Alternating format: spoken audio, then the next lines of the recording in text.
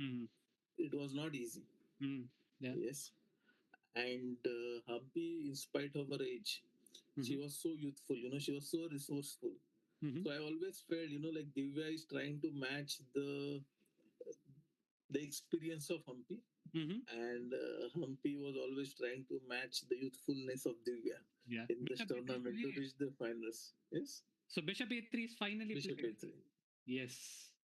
And we are in for a treat now. Yeah. So Do we have we to see. yeah? Do we So see any 97 is played or not? No, next. Yeah. no, knowing Humpy, I know she'll take a lot of time now. Even though, Divya played Bishop A3, but she's somebody who wants complete control. She's not somebody who'll blitz out a move, Yes. especially in a complicated position like this. And it's not required. Yes, exactly. But by the way, we have just 10 moves on the board. Divya has 58. Humpy has 1 hour 1 minutes, right? And we know for a fact that players are going to take a lot of time. So I would bet my money on having a time scramble in this position. See, either the position will just get equalized in next 2-3 moves with 1 or 2 weak moves from white, Mm-hmm. or it will get completely messed up. Yeah. And then you will see your time scramble. Yeah, either of the two. True. Yes, Yes. either of them. Yes. So let's try to see if we have some. So like this flashy bishop into c4. It's flashy, but it just equalizes. Yeah. Yeah. Do we see anything apart from knight d7 here? That's natural. I think there is c5, but it's not so great. Mm-hmm. So c5. Does your work now? Bishop f3, and then I feel it's just bad. Yeah. Yeah. Bishop f3. And the problem is this knight is under pressure. Also, there are threats of dc5 now because the b7 bishop is pinned. While white keeps a lot more active pieces, and after dc5, they might also have a passed pawn on c5. This is something you definitely don't want to allow. So bishop a3. I also think knight d6 is a logical attempt to castle next. But then bishop f3, yeah? Yes. Whether it works or not is a different story. Bishop f3. Your threat is, I assume, to play bishop into b7, knight b7, and queen f3, attacking b7, a8. Oops. And f7 at the same time. So bishop f3, we can't castle. And if, let's say, I play queen c8 to defend this bishop, and because this was threatened, bishop into d6, c d6, bishop b7 was threatened. So let's say I play queen c8, guarding this bishop and preparing short castle. How do we continue? Yeah. Maybe rook b1. Mm-hmm. Okay. Rook b1. Mm-hmm. And let's say we castle. Rook b1 castles. Mm-hmm.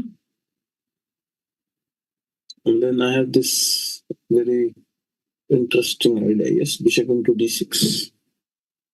Mm-hmm. By the way, chat, could you guys please respond to the poll? Who do we think is going to win here? Bishop into d6, c into d6, and knight into c. yes, knight into c4, a spectacular move. You are quite sharp still, yeah? We can still see that. Bishop f3, queen f3. So I just want to sacrifice something on c4. Yes. Yeah, c4 is your square, yeah? So bishop c4, knight c4, I need to make something work. Yes. Mm-hmm. Mm-hmm. Yeah, and your c4 pawn is right now. And after bishop f3, queen f3, white's winning material. This is something that Humpy would like to avoid. Also, do we think knight d6 is a move that Humpy would seriously consider, or do you think knight d7 is going to be played? I think if you are not seeing knight d7, you won't enter knight into e4. That's what I feel. Okay, so you think knight d7 is going to be played? Yes, because knight d6, bishop f3 is very natural, and it's very difficult to find the defense. Only if she missed this knight into c4 idea. Like, if you can feel that after queen c8 everything is normal, Mm-hmm. yes, holdable, but then this knight c4 is just killing you. Mm-hmm. Mm-hmm. Got it. Mm-hmm. So But knight. at this level, I don't think you are going to miss this trick. Mm-hmm. Mm-hmm. So knight d7. Let's try to uh, have your insights on Divya. Let's say you know Divya. What do you think? What kind of move would she be looking at after knight d7? Queen e1 or something else, which is a bit more logical? Sorry, queen. Queen e1, right? The line Yes, that we were checking. yes. Or do we think there is something more interesting here? I think queen e1 looks more natural because Mm-hmm. otherwise, this knight f6, knight b6, everything is black is able to equalize, and of course you have idea of long castle because with bishop on a3, your a4 idea is also delayed. Mm-hmm. Mm-hmm. Yeah. So knight. So you think queen e1, right? If Yeah, that knight d7 happens, queen e1. Yeah. Okay. Okay. yeah, but I feel that after queen e1, we are not able to find the very concrete defense for black Mm-hmm. because in all the lines, white was pressing. So if you remember, I think we discussed this right at the beginning, which was knight into e5, d5, and queen g5 to attack this and to prepare long castle. Then bishop f3 and then rook Yes, d1. rook d1. So the line that we saw might as well come on the board. Rook d1, c5, and we think rook d6 is something Divya would seriously consider. Yes. Yes, okay. So let's say Divya plays rook d6. Humpy cannot play knight d6 because of ed6, and then b7 is attacked, and there are threats of queen e7 check. At the very minimum, I keep more material and a passed pawn on d6. Of course, she's not falling for that. Even I won't fall for this, so she's not Queen going to. f5, yeah. Yes, queen f5, keeping the knight guarded and threatening to castle next. And another point that I might have is that if the bishop and knight are traded, there will be opposite colored bishops on the board, which you want to avoid because of the drawish tendencies. What do we do after queen f5? What are your thoughts?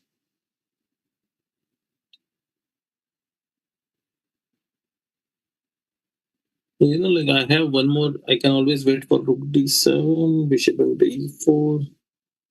Rook d7? No, not now. Yeah. Mm-hmm. So I have this bishop into e4 idea, Mm-hmm. and then go f3 and then chop c5. So I think if we want to make that idea work, would it not be better to start with queen e3, wait for black to castle, and then go rook d7? That is also possibility. Yeah, and I think it's a very logical idea. So queen e3, castle, rook d7. What do we play as black? It's already getting close to a point where we are analyzing a bit too much. But, Yes. but the position is so rich that I just want the chess player in me just wants to keep going. Yeah. Rook d7. I guess bishop c6. Rook c7, bishop D5. I don't want to give up my bishop. I'll preserve it with my life. And rook d1. Yes. And okay, now this is not happening for sure. But there's a line that I want to show, which is rook a d8. I'm sure you would have seen it by already, right? Rook into d5. Does it work, chat? Does rook into d5 work? Going for the bishop on e4, knight on e4. Does white win material here by being greedy?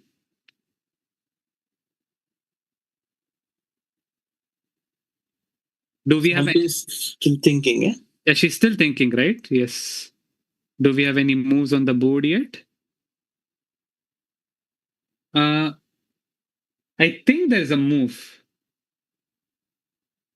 Let me just keep this position here. Let me just make sure where we were. Just a second, chart, please. Oh, she played knight d6.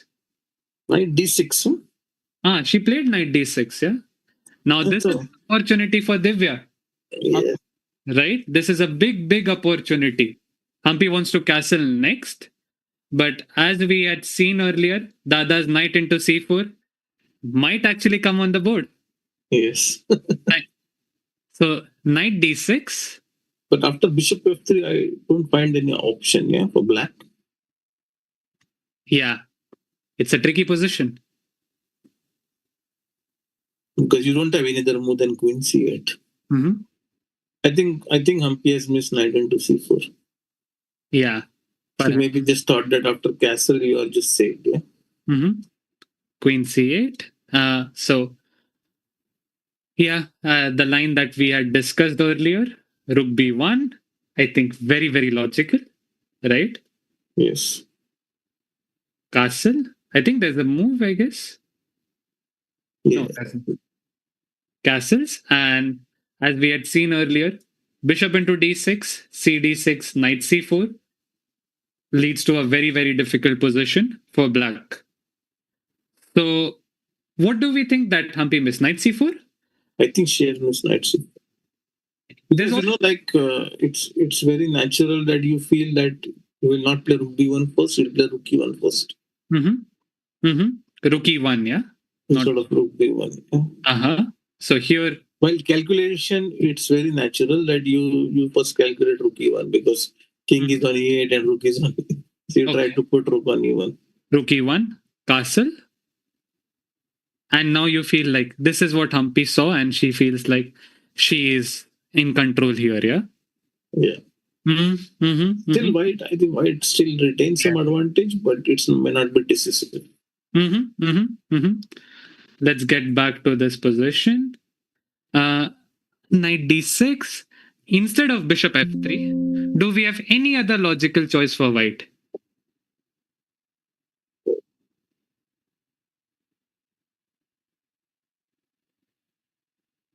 I don't see anything at the moment. But like bishop f3, queen c8, this computer is shouting bishop g4. Yeah, I saw that. But after queen c8, bishop g4, it wants queen d8. It wants to come back to f3. No, that's not happening. That's not happening for sure. And you want to equalize it? Yeah. Yes, this is not happening. This is something I would probably do when I'm not in the mood, but not in a World Cup final. Knight d6. I think with a fair amount of certainty, we can believe bishop f3 is going to happen, right? Yes. Bishop f3, queen c8. And now this is an important point. I think this is Divya's forte to calculate. Calculate, yes. Yes. Calculate till the end. Yeah. Yes. And it's just that she just has to strike knight into c4 in her mind and then she will go for it. So the deep thinking might have worked actually. Bishop f, with bishop a3. Going for the most principled line, Divya's approach has been very clear. And you can see the maturity part in Divya, right? She knows her strengths. She knows what kind of position would prefer her over Humpy. And she willingly took the game into that direction. And that's something quite interesting and shows a lot of experience. Yes. Despite being 19. Despite being 19, playing some principal chess. Yes. And putting Humpy into such a spot in just below 15 moves. It's not easy. So I think it was a very smart call, I will say, to get into this e4 line for QG and not going for something which is very solid but plus equal. Yeah, agreed. She usually plays 1 e4 and 1 e4, e5. Yeah, Humpy has played, I think, 5 games with Li Tengley. Yeah, and so Divya knows that in e4, e5, getting something sharp is very, very difficult. She willingly surprised on the first move. This is the first time she has played d4 in this tournament, by the way. The very first time, right? So she knew what she wanted, right? Yes. She came, she conquered, basically. You know what you want, you get that, right? Of opening preparation by her. Now, bishop f3. So you play a very strong opening. you trick your opponent, you put your opponent under pressure, you sacrifice a pawn, and then Yeah. you have advantage, you have a development advantage, you have a good initiative, and then your opponent makes a small mistake.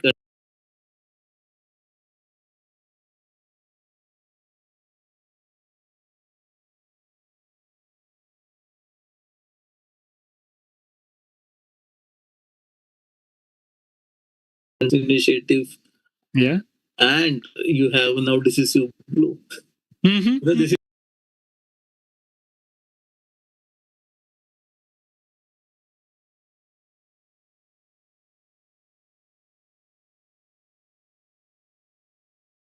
is a perfect story Yes. for a game. You know? Yeah. Yeah. Uh, by the way, we have 5,000 people watching already. Shout out to chat. Thank you for supporting ChessBase India. We'll have an exciting game tomorrow as well. At this point, let's say if you are in Team Humpy, right? What would you think the ideal strategy would be for tomorrow? Let's say you're a second, you're working in the bushes, right? You see that the position is not what you want, right? What would you try to do tomorrow? I am already on my strategy for tomorrow, where I should, where I can put Mm-hmm. Divya in a defensive mode where she has to keep on defending. Mm-hmm. Yes, Mm-hmm. Mm-hmm. slightly worse position with black, where there is no counter play available. So So I would like to put Divya in such kind of positions. yeah, but that's what Humpy tries to do in every game, right? So you would say that sticking to what you do the best is the strategy. Yes, because Right? like you always play on your strength in such kind of positions. Because if you try to do something new, I think Humpy has still not spotted this knight c4 idea. Yeah. She is, because if you don't find this idea, then maybe yes, white has a very minimal advantage. Mm-hmm. Still, white is better, but Mm-hmm. maybe just minimal advantage, and you can continue the game. But Mm-hmm. with this knight c4, rook b1, knight c4 idea is too much. Yeah. And I think I trust Divya enough for her to see this. But at the same time, this is World Cup final. The nerves, the pressure, everything is high. In any other situation, I would be very, very confident of that happening on the board, right? No, but with her game with Tan, Yes. with white pieces, she had so much advantage in the opening, and she Mm-hmm. misplayed it. She was Yeah. almost losing towards the end, Yeah. and she managed it back to come I back. think that's something Humpy would have her in her Yes. mind as well. So Right? that's where you see that she could not like just queen into d8, and then that position was clearly better for her. Mm-hmm. Mm-hmm. Mm-hmm. Yeah. And even later on, after knight into a7 and that kind of stuff. But uh, like sometimes you get winning position and you just Mm-hmm. cannot take that decisive decision. But Mm-hmm. here it is more than that, because here you get simple material. Yes. Mm-hmm. Yeah. Yeah. And That's the problem is there is no imbalance in this game, because white just yes. wins the material, white just Mm-hmm. wins a pawn, 2 pawns, and it's Mm-hmm. development advantage. Yeah. And there are very few material left, like queen, double rook, and knight. Mm-hmm. So Mm-hmm. it's very easy position to play. So there is no way you can go wrong. Yeah, that's true. But there's something interesting to point out that Divya has spent more than 10 minutes already for a logical move like bishop f3. And we should keep in mind that she took more than 25 minutes for her last move. So it's been 35 minutes of continuous thought, right? And this is something, I know that personally, you get a bit tired if the flow is not there, when you keep making moves, the flow is there. When you are stopping a bit, the energy is, it gets a bit blocked. Do you think something like that can happen, or do you think no, Divya is going to So find? you get into time pressure many times, Kushal. Yeah, yeah. No, if you, I think I am a good coach because I know what not to do. Everything you shouldn't do, I've already done that in my games. Yeah, right. So So you can write 10 important points for the chat. Yes. what not to do when What you're not to playing. do? Yeah, that's my forte. You know, I think I'm also a very good candidate of why I'm not a GM, right? Why? What are the things that I did wrong to not become a GM? Anyways, but like this position, if I'm white, I will double check Yeah.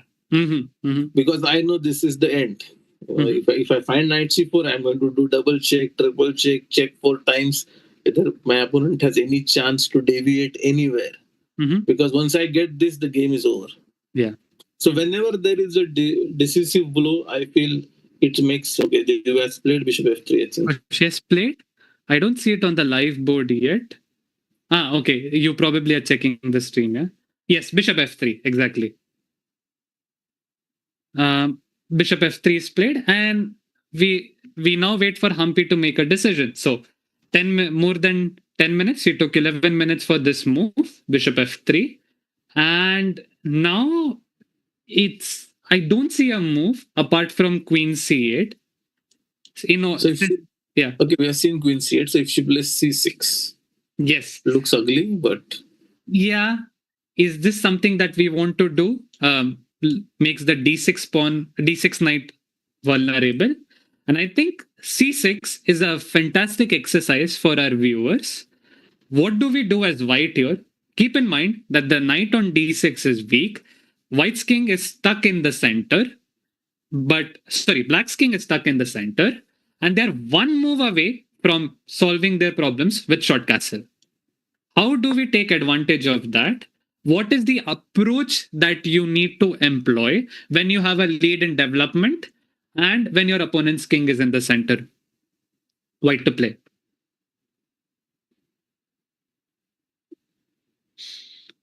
you're asking me or the No, no, chat? I'm asking the chat. I'm pretty sure. I mean, this is something that you would know. I mean, this is uh, maybe a first instinct would tell you what the move is. Yeah, My first instinct is knight into c4. not mine. I love my pieces. You know. I want to sacrifice on c4. Yeah, Yes. but I come from this school of chess where I want my material, yeah, sort of. That is why maybe me and Vedit worked out, yeah, in a way. Like we don't want to give our material, just keep the material with us, yeah. Knight into c4. I think it does look very appealing because bc4, uh, rook e1, king f8, right? No, I just go queen e2 check. Yes. Oh, you want to go queen e2 check here, Queen e2 and queen e5. and if I go king f8, queen e5, yeah. Ah, that's over on the spot. So knight c4, your move still works. Maybe you should patent this square for yourself, sir. That's c4 square. But in this was okay. She played queen c8. Humpy plays queen c8. So Humpy has missed knight c4, I feel. Or she have missed rook b1. Yeah, queen c. By the way, for c6, I think knight c4 sure, but d5 trying to open up the board without sacrificing material is, I think, a more human way of playing. Right? Trying to keep material on the board, and you're trying to open up the position. If black takes, bishop into d5, rook e1 is coming, we'll win material. Yes. So Humpy decided to play queen c8. Again, the best move in the position. Very logical. And now Divya has a very, very critical choice. We saw that bishop g. Which rook to move first? Yes, that's $1 million question.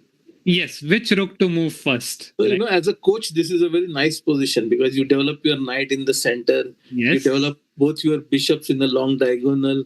And now you have castle, you have control over the center. Black king is in the center. So now which rook moves where? Yeah. Yes, exactly. I don't know. I mean, rook b1 does look the most appealing, and it is a move that screams initiative. Rook e1. While it looks logical to bring a rook to the open file. Yes, so black wants to castle. Yeah, black wants to castle, right? And it is good, but you're not making any threats with it. Yes. With rook b1, I'm making a threat. I'm immediately exerting pressure over the pawn on b5. I'm threatening moves like knight c4. And chess is a game of enthusiasm as well. You have to show enthusiasm with your pieces. That's what rook b1 might do in this position. And knowing Divya, I think you can take a very safe call on her playing moves like rook b1. That's why she played qga e4. She wants to make it complicated and direct.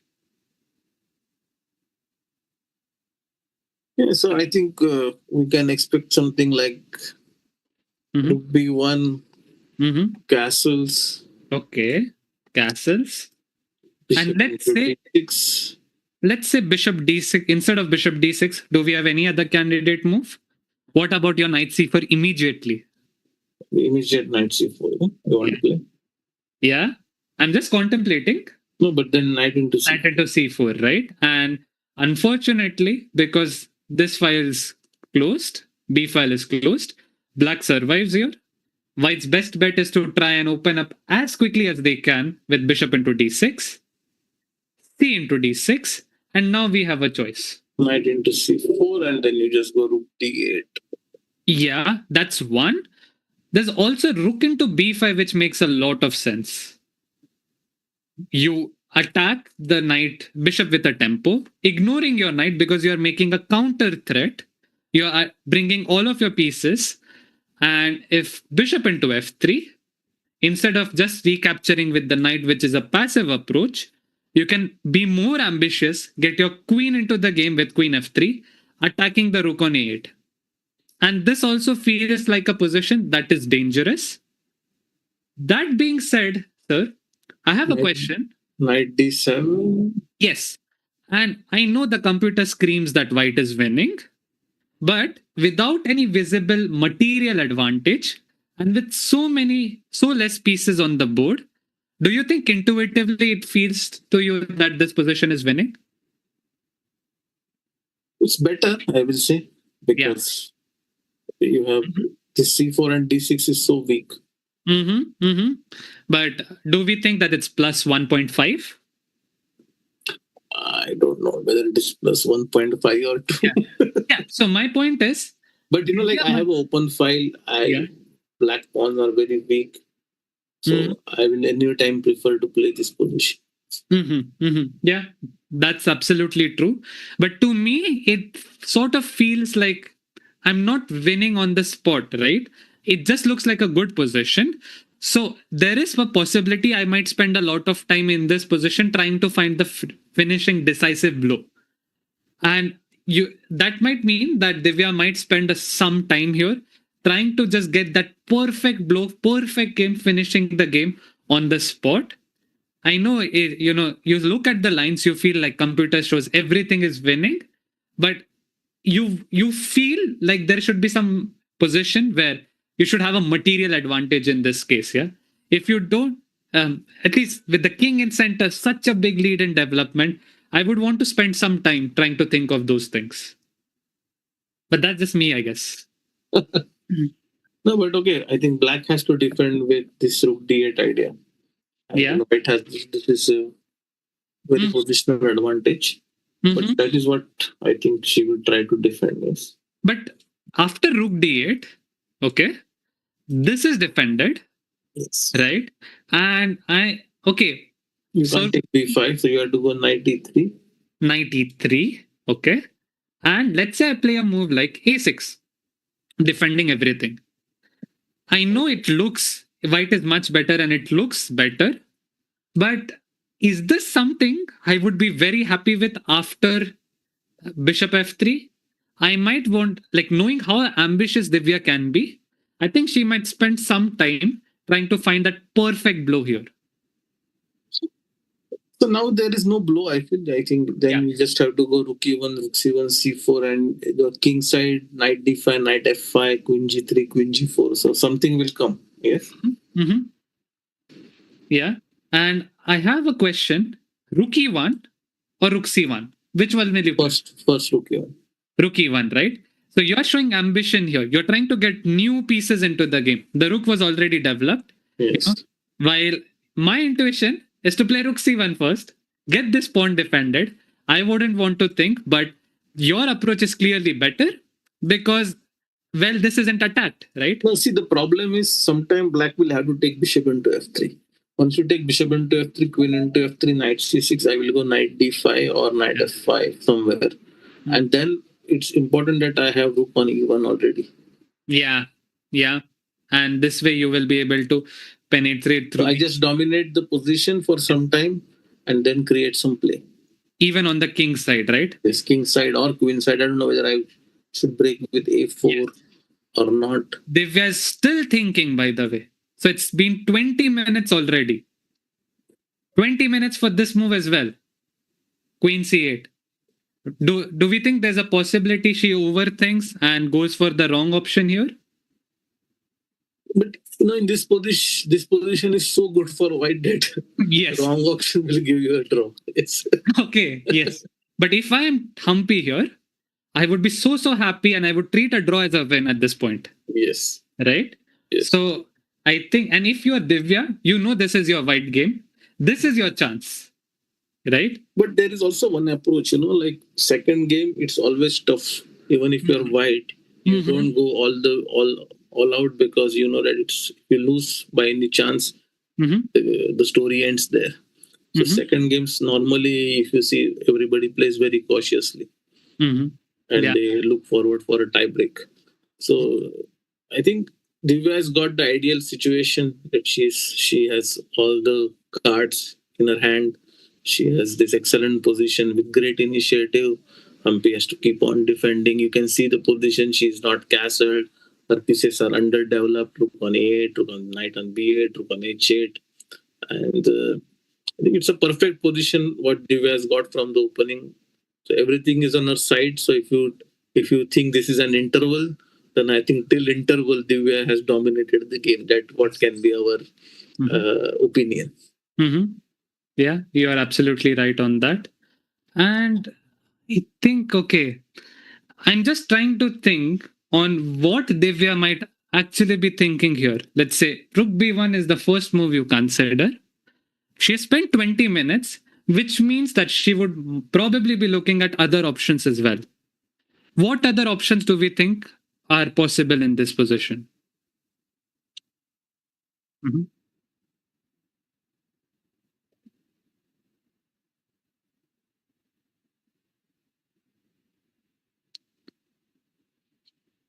All right, I think we can still the time she's thinking. Is it okay, Dada, if we take a small break? Yes, thank you, Kushagru, and thank you everyone for joining the Chessbase stream. And we hope that once Sagar lands, she will take it over.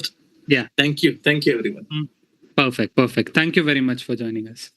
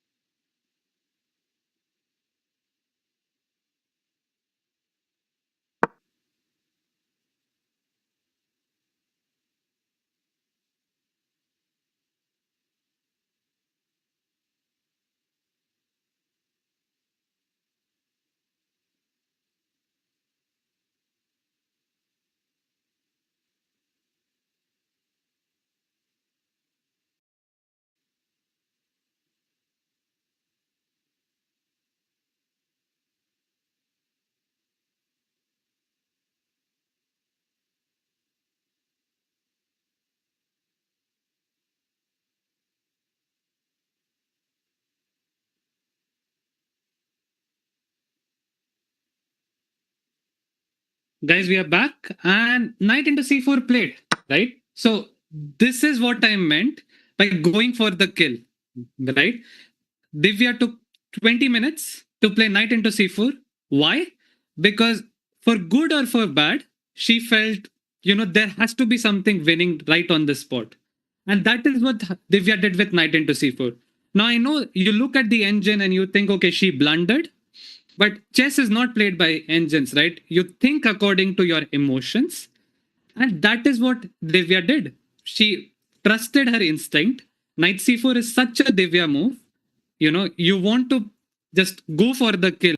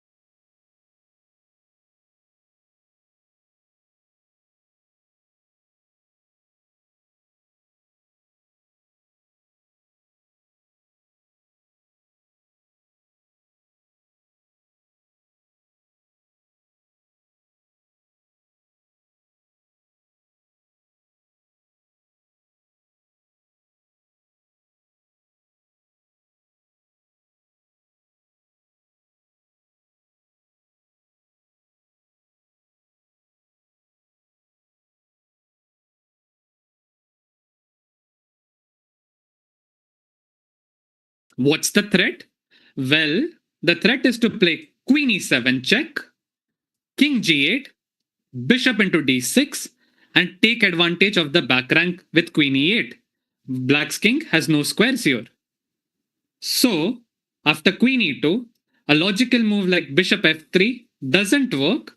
Now you can switch the orders. You can win a tempo by playing bishop d6, cd6, not recapture on f3, but use checks, captures, and threats to go queen e7 check, king g8, queen e8 mate. That is the problem. And that is what Divya probably anticipated. But there's a big issue, which is black can play king d8. Now I'm pretty sure Divya saw this. What's the point? Well, after bishop into d6, c into d6, it seems like black has enough compensation without any real threats. The king is super safe. There are no dark square bishops on the board. So nothing direct is happening. What did Divya intend here? Divya probably intended to play queen e2. The point? To penetrate with queen e7, deliver a checkmate. Now there are two logical moves for black. There is queen d7 and there is this move rook e8, which looks very logical. Do we have a move here? Just a second. Oh, we have queen e2 check for rook e1 check on the board. Yes. So rook e1 is played here. Rook e1 check.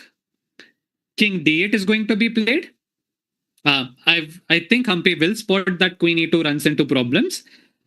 And after king d8, queen e2, the difference why you want the king to be on d8 and not on f8 is not just because you can't get mated on the back rank, but there's also the rook coming in with the tempo with rook e8. And it seems like since this is defended, white has blundered. Or has white blundered? Not really. What Divya would have seen here is queen into e8, a queen sack coming, knight e8, and there's only one move to keep the game going. Bishop e7 check. The king has to come up. Now, again, it seems like black is up a queen. Nothing's happening. But bishop to g4 check, attacking this and delivering a counter check to doing a discovered later down the line with the queen. King c6, and it's still not over. You don't immediately recapture. You play d5 check, winning a tempo, sacrificing material. Let's say if black takes on d5, you have bishop f3, and it's a mate. The king is mated in the middle of the board. That is the kind of complications Divya is looking for. But Humpy would probably play king b6, rook b1 check. The king has to hide on a6. And this is probably what Divya spent a lot of time thinking on. Bishop into c8, bishop into c8. And if you understand the personality traits of a player, you will see how they think, right? And that's what Divya, you look at Divya, she's somebody who wants to go for the kill. She's someone who will try to play as dynamically as she can against Humpy because she knows her strengths, she knows Humpy's strengths. And that's what she's trying to do in this case. She's trying to complicate it as much as she can to take her into a mess where she is more comfortable. Now, the computer thinks this is okay. By the way, we have a move on the board. Humpy has played something. I'm waiting for. Oh, she played king f8. So Divya can against Humpy because she knows her strengths. She knows Humpy's strengths, and that's what she's trying to do in this case. Works out. She's trying to complicate it as much as she very can good because to this is her into a mess where she is more complications is Divya's now the computer thinks this is okay. By the way, we have a move on the board that she Humpy has played something. I'm waiting for. Oh, she played king f8. Now, Divya, after queen e2, I'm wondering what has Humpy against Humpy mind.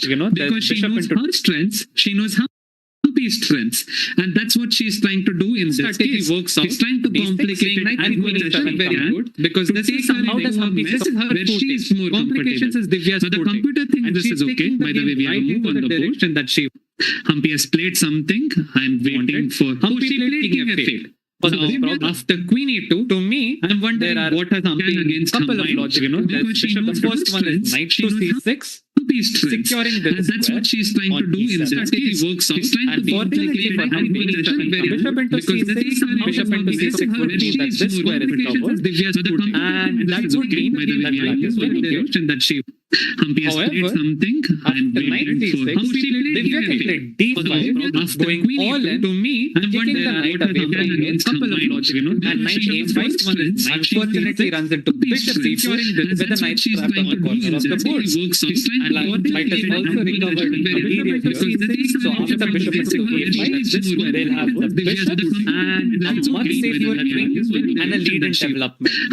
Along with the fact that these pawns are b6, this is a completely winning position for the all in. To me, I'm kicking the knight away from against couple of logic, and knight a5 probably not practical as well. But do you know why the board so secure? Knight is not in this position. So after bishop is y5, realize this good here, not good here, because this is an active bishop on f3. The bishop on b7 is a bit passive, and this is a complete. You want to keep your active pieces on the board, not the passive ones, right? So if you are attacking by using solid positional chess, do you know why you would play d5 first and not bishop into b7, trying to keep as many pieces as you can on the board, and then you're dominating here. Maybe just maybe, Humpy thought of playing queen d7 and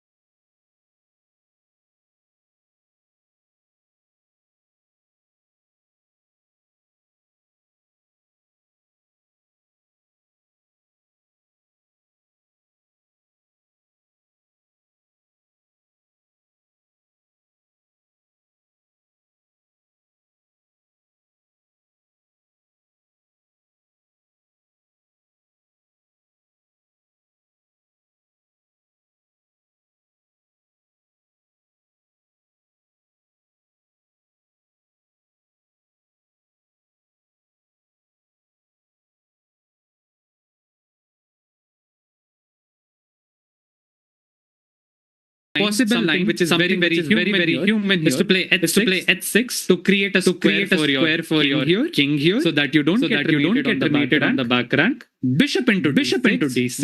White grabs the pawn. cd6. Rook into d6. And let's say the queen to a4. Attacking this. Right? You are attacking your weaknesses. You're trying to play principal chess. But now you're playing one piece down. That's the problem. The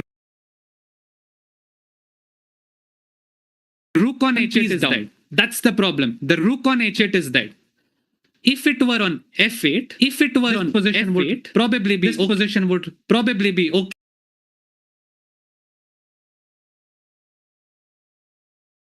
Maybe even a drop. But because you have a lack of development, you will play rook d7. And unfortunately for Humpy, white is dominating here. Queen f7 is a threat you can't parry away. And rook f8 would run into rook a7. Ooh. There's something very strong here. Chat. White to play. White wins on the spot. I thought rook a7 is supposed to be the move. But because you violated your rules, there is something very dangerous. White to play.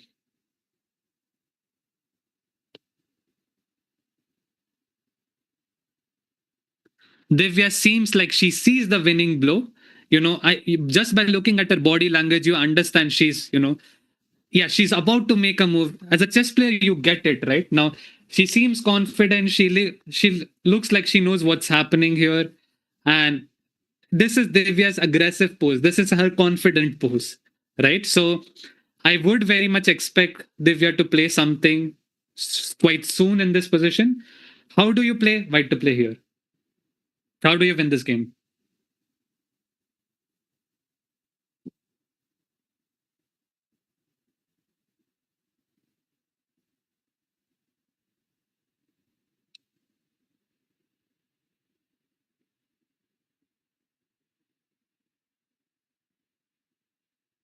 Divya's about to make a move. You can sense it. King f8. You might feel like this is a mistake that shouldn't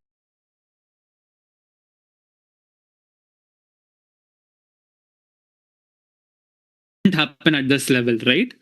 But even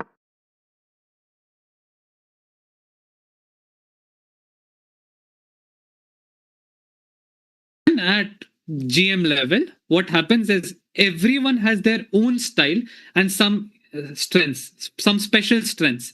Humpy, for example, has such a great sense of positional understanding that if you bring out a dry position, right, she's probably better than almost all chess players, women chess players on the planet, right? She is so experienced, and her sense of understanding, especially in the rook end games, is so good that I think from an endgame point of view, she's very strong. Okay, we have a move on the board. What's been played? I'm waiting. Bishop into b7. So, you guys would think that, okay, there's something wrong going on, players are making mistakes left, right, and center. But trust me, that's not the case. It's incredible. Oh, Sham is here? Oh, hi Sham, how are you? He's live from Batumi, by the way. That's Grandmaster Sham Sundar from Chennai. And he might have some insights for us. He's the Indian delegate right there at the World Cup. Bishop into b7. Humpy is going to recapture for sure. Queen into b7 played out. And now...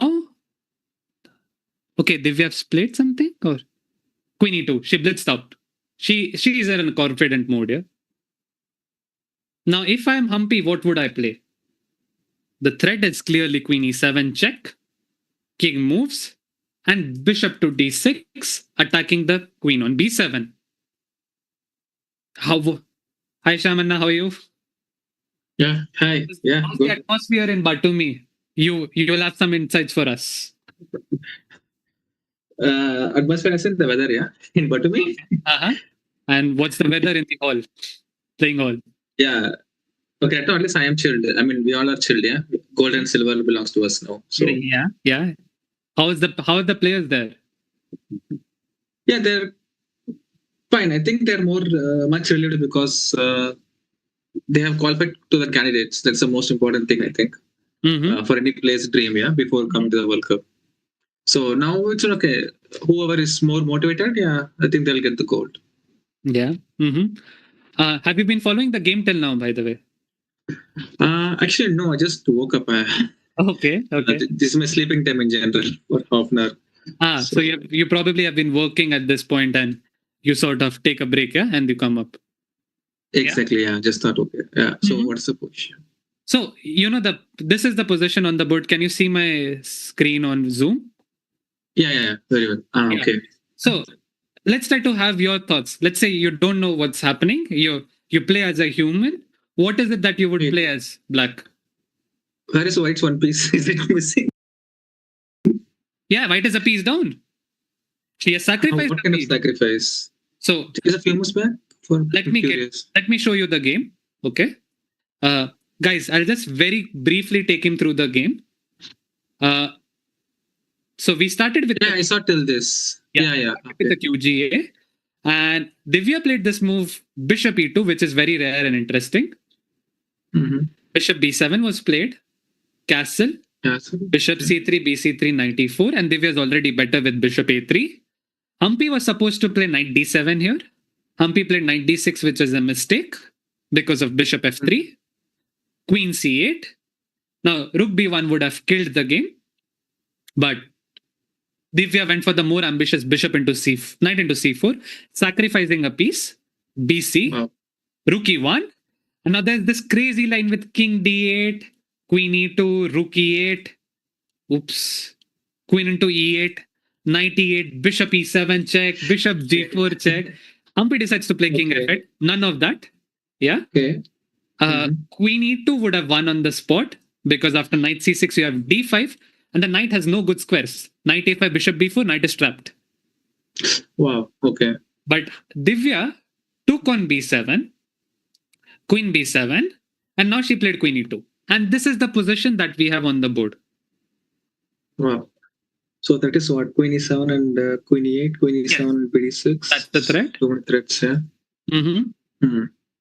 So I think to stop that, you have only one move. Knight C6, right? Yeah.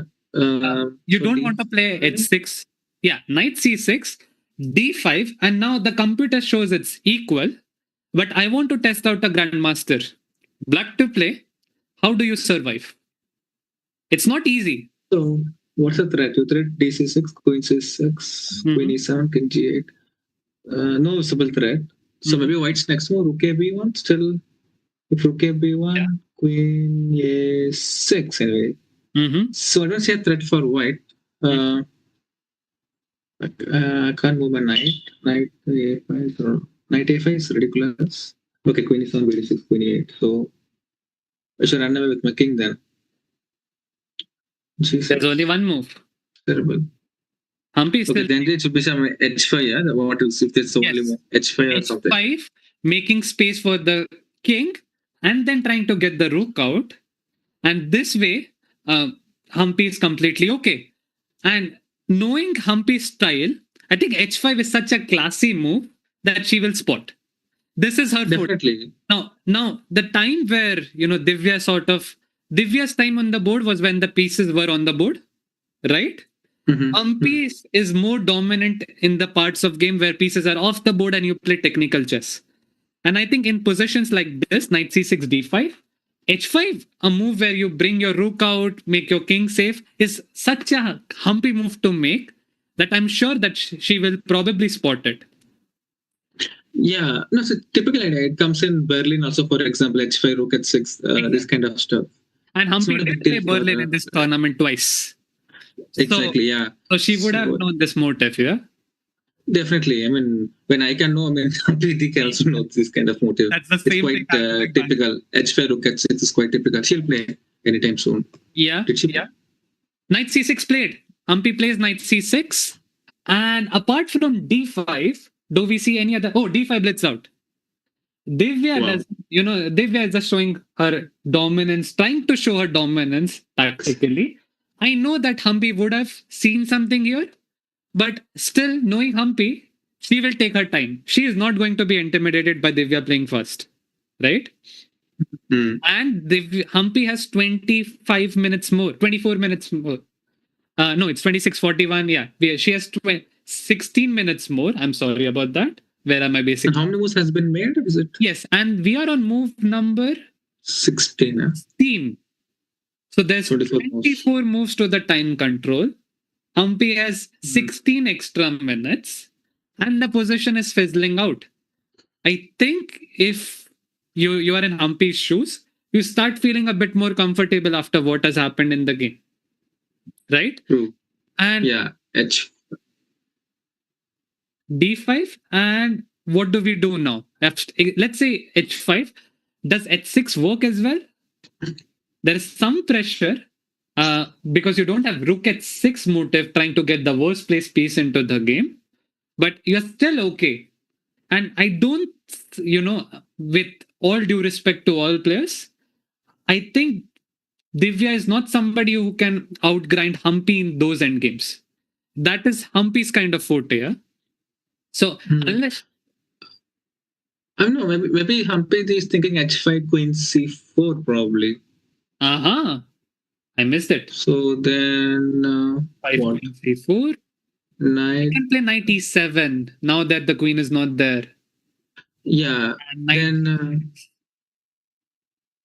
then just deep is also not attack, yeah. Yeah, and then just say my king is very safe. I have an extra piece. I'll survive. Maybe even win now.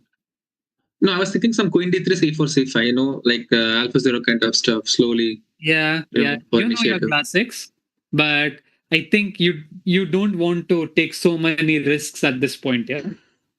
But anyway, White, had this been in semifinals, I don't know if Divya would have played Knight C4 because she's in the finals. Yeah. Candidates is done. So that's why she went Knight C4, I think. Otherwise, Knight C4 is very difficult, yeah. Also, I think both the players know each other very well, and that plays into the psyche. They have been in the Indian team for so long. They know, they've played against each other a lot of times. And so Divya has some sort of skill set that is a bit vulnerable, which Humpy knows. And Humpy has a sort of skill set that Divya knows is a bit vulnerable. So it's a game of, playing against your opponent at this point because you know them so well. Right? I think that is also influencing the kind of decisions both players are making. Right? If you look at the approach, did you know that Divya played D4 for the very first time in this tournament? Oh, Humpy plays yeah, obviously. Yeah. Okay, class. I know, yeah. Like when it comes to such classy moves, you can always bank on Humpy. She'll find these positionally strong ideas extremely quick. And now, if I'm in Divya's shoes, I would be criticizing myself because you had such a wonderful position at some point, complete domination, and suddenly everything's traded. Right? Not so obvious what to do anymore. H5 is going to play. H5, and after H5, I don't know what to do. Yeah, probably D6. So what could be Black's next few moves? So you want Rook H6, King G8, no? Yes, so I just want to make my king safe, not get mated, and then have a coffee. That's the plan. Yeah, I'm already having one. So. Yeah. Well, cheers. So H5, I think Rook B1 gaining a tempo makes more sense. Get the rook out. Queen A6. You win a tempo by playing Rook B1. And now, okay, this is bishop into D6 is logical. C D6, D into C6, Queen C6, Queen E7, King G8, Rook B7. And now, now I understand the difference. Because we didn't have H5 earlier, right, in the line without bishop into B7, the back rank threat was big. There was no Queen D5, yeah? Yeah, and now there's only one threat to deal with, which is the F7 pawn. And so I can play Queen D5. And keep in mind that white cannot bring this rook comfortably into the game because they're back rank threats. And if they try to grab a pawn, Humpy would be very, very happy to give it away and make sure that her rooks joins the game. In endgames, it's much more important to get your pieces out as actively as you can. And that's what Humpy would try to do. Sacrifice a pawn if needed just to get the pieces out. And if she does that, she will be completely fine. So h5 played. I see two logical moves for Divya: d into c6 and rook b1. No, there's one more logical move. Yeah, offer draw at some point. Okay, that's an interesting question. You do you Okay, think it's 30 moves rule. that's one? Okay, we are already on move 17. Yeah. So unfortunately, Yeah. that's not happening, right? Yeah. And do you think? I have an hypothetical for you. Okay, let's say you are in one of the players' shoes, right? You know the position is equal. Now, do you want to offer a draw yourself and sort of, in these matches, I feel the one who offers a draw sort of it goes on to show that they're a bit weaker psychologically than your opponent. In World Championship matches, especially, people don't offer a draw at all, right? They play till the very end. Why? Because you don't want to be the side that offered the draw. Do we think something like that would come into play here as well? Or you think players don't care about that? Yeah, I don't think they'll care. I think they'll just go to the rook end game. I mean, we just saw, Yeah. major piece end game. It will fizzle out. Should take d6, c6, and that's so only way I see where white can. Yeah. I was thinking like rook b1, queen a6, queen b2, but again, doesn't so. Yeah, but Like I was like saying like some 97 queen b8 kind of stuff. It's not working, obviously. Good try, but there is knight. Yeah, but it's not working. Yes. Yeah, knight c8 is coming. Knight c8. Yes, and black wins a queen. Nothing's happening. Yeah. Yeah. Oh, what else? What else can Divya try? And now she is down to 22 minutes. We are on move 17, which means, okay, 24 moves have to be played more. While Divya has to make a 17 move, so we have completed 16. 24 minutes till the time control. Not an easy position. Well, I would be very, very happy if I'm Humpy here. I mean, you sort of survived a scare. This is a game where Divya out prepared you. Then she also played well dynamically, right? And I think this draw is equal to a win in some sense psychologically. Yeah, draw with black pieces especially. Exactly. Because, the thing is, if we talk about the matchup, as white, it's easier for you to control what kind of position you want on the board. As black, Divya wouldn't be able to do that. It's Humpy who will be able to do that, right? And this means if Divya wants to beat Humpy in classical, her white game was probably the best chance. And tomorrow Humpy would be white. She would come up with her own ways to take a game into a position where she is stronger than Divya, right? And that would basically mean that the game would orient towards Humpy's likeliness more. Divya's chance came on the board, right? She got the position that she wanted. So from a psychological perspective, if this game ends in a draw, I think Humpy would be happier.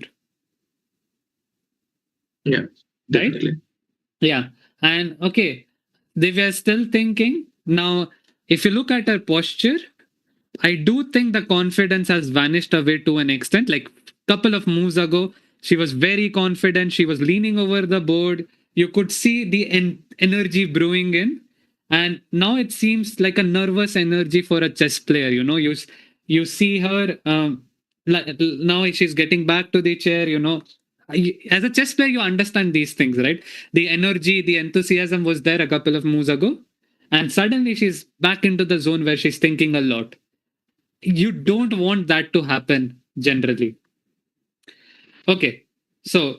Yeah, probably she must h5 rook h6 ideas from far. Yeah. She might have assumed some kind of thing. Yeah. But it's also fearless player in the finals and you play like this. So I think Divya knows that she is playing, she's stronger strategically, dynamically, and she took it in a way.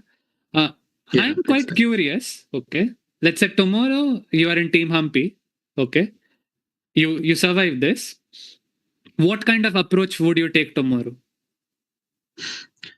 I will try to play some solid strategical stuff. Just try to outplay something simple. Yeah.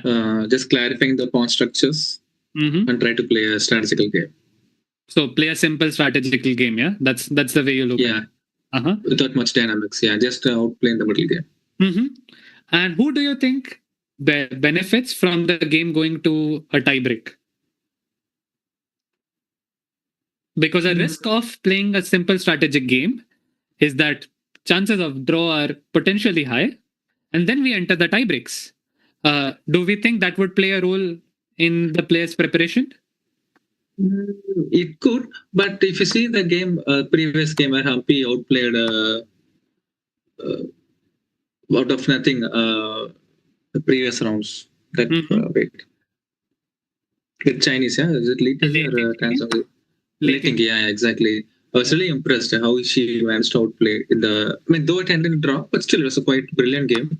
And also a few other games also where she outplayed, like which is a typical style, some creating something out of nothing. So, I mean, I've been watching Humpy for so many years, and I know certain kind of positions she's just ruthless. She will score no matter. She can just keep playing and grinding for hours. But your question, if it ends in a draw, if they go to the tiebreak, then probably I would still rate Humpy's chances slightly higher. But again, at the end of the day, it's about energy. I mean, the players are here for so long. Almost typical same routine and same food, all this kind of stuff. So it could go either way. But if it's slightly favorite, I'll slightly rate Humpy's chances slightly higher. So I have a question on that note. You mentioned energy, right? Now you're live there. You see the players.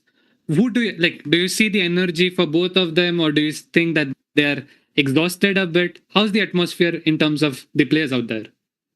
Yeah, I mean, definitely they are visibly exhausted because of the intensity. It's a knockout format, so obviously they're exhausted. But yeah, both seem to be relatively fresh only, fresh and energetic because there are also enough rest days, and there was yesterday also. So I mean, when you keep winning games, of course, we will also feel energetic when you go till the finals and kind of stuff. So I think both are well balanced. I mean, they have their own routine also. They go for long walk, more than an hour, and have their own routine. So I think probably same. Both are equally energized. And I have a question. When you see the tie breaks happening, right? You were looking at Divya, you were looking at Humpy, right? The tiebreak against Lay was extremely energy draining in a way, right? You that the game was so intense. There were 6-7 matches played, right? If I'm not wrong. So yeah. Do you think those games put an impact on how you approach the first classical game and second classical game?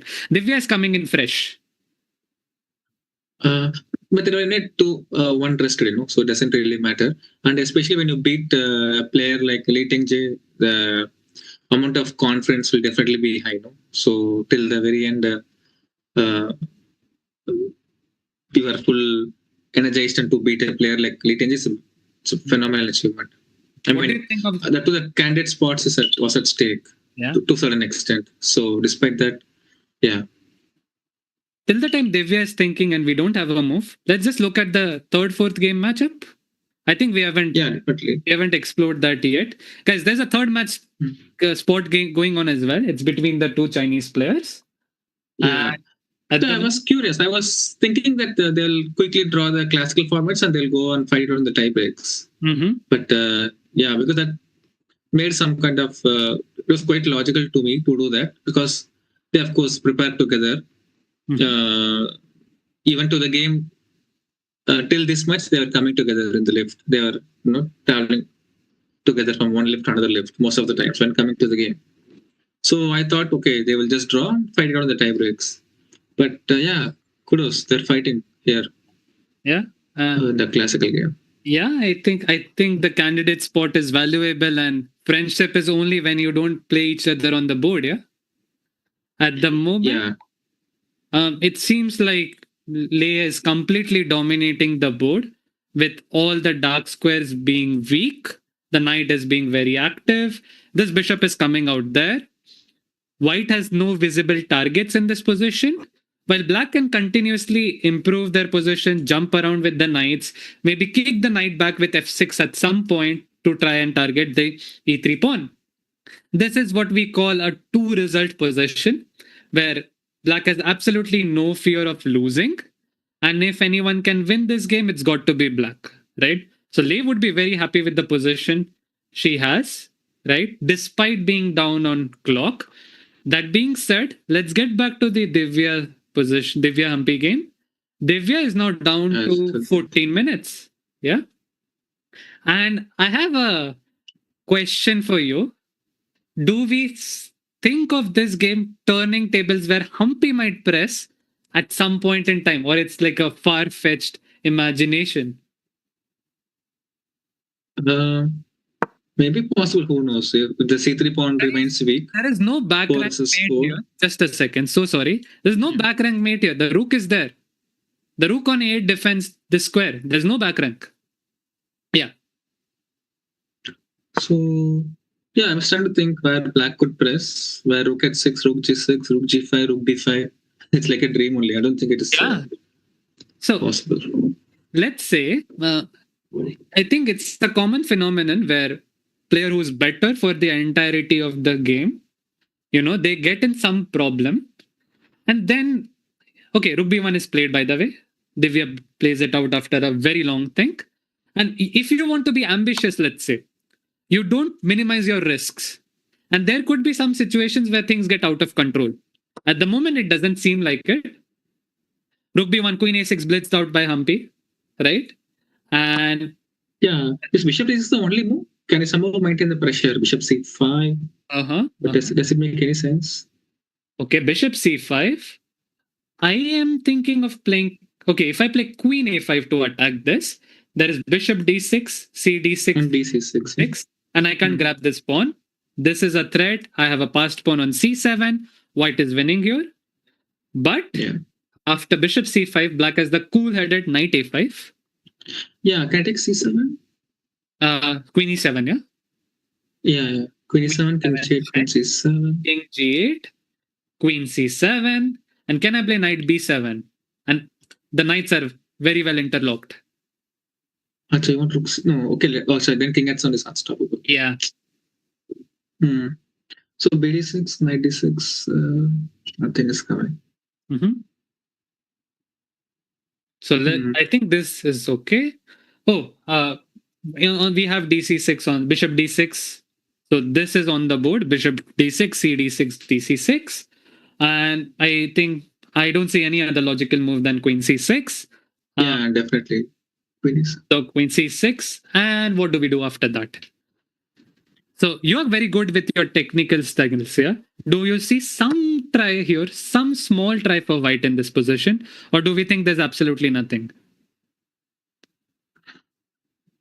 Maybe. So is it equal pawns after pawn? So it's equal at the moment. After queen c6, black would be up a pawn. But how will I pressurize you? I don't see a way.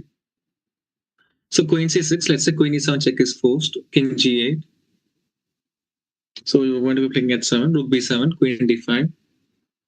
I can't attack your h5 pawn. There is no some a4 kind of move here. Maybe I can do a4 somewhere just to threat rook b5, but it's unlikely. Maybe I can play rook h6 there.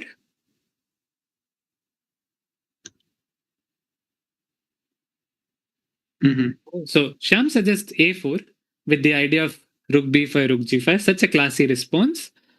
I would try to get my worst place piece into the game with rook h6. And then rook g6. Yeah, and rook b5. I think queen d2 counter attacking here would be quite strong.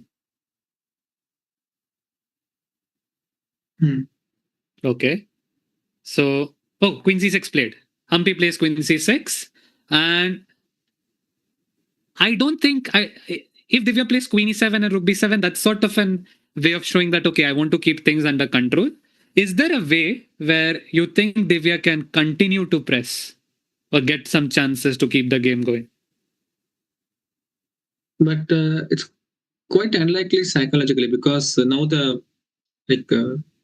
imagine the mindset of whites before playing knight takes c4. You will be in a different mindset, and suddenly the position has fizzled out to, where this is a kind of position where Humpy is clearly stronger. So I think the ideal mindset should be, trade as much as possible and just take the draw somehow. Okay. Now, knowing the way Divya played this game till now, she went with full energy, played the most aggressive, dynamic chess she could. Do you think you would want to be in that mindset now? Yeah, but it's not actually practically possible. No? I mean, there are no more dynamics. Yeah, I think. I mean, it's a position is dynamic because the king and rook's placement, but black is only 2 moves away. Rook at 6, king g8, king at 7, and black is 4 and 5. So I should grab the material as soon as possible. But rook b4, there is d5. So I don't know how am I going to grab any material. So this secures everything. But there is queen e5, queen e7, rook e5. But doesn't matter much. So you were saying that this is a possibility, yeah? Yeah, rook e5. Yeah, I just thought at least I'm shutting down the a8 g2 diagonal. There is no more pressure on the g2 pawn. But the question is, it looks nice. I place my piece on dark squares. But what am I doing with it? Nothing. And you're down a pawn. Yeah. And who knows? Black might sacrifice d4, c4, c3 when the right time comes. So yeah. So nothing special as of now. We are still waiting for Divya. By the way, how was the World Cup experience so far? So we know that these players are in the finals, right? But how did the World Cup go for the other Indian players out there? Vaishali was in contention for a very long time. She was in quarters.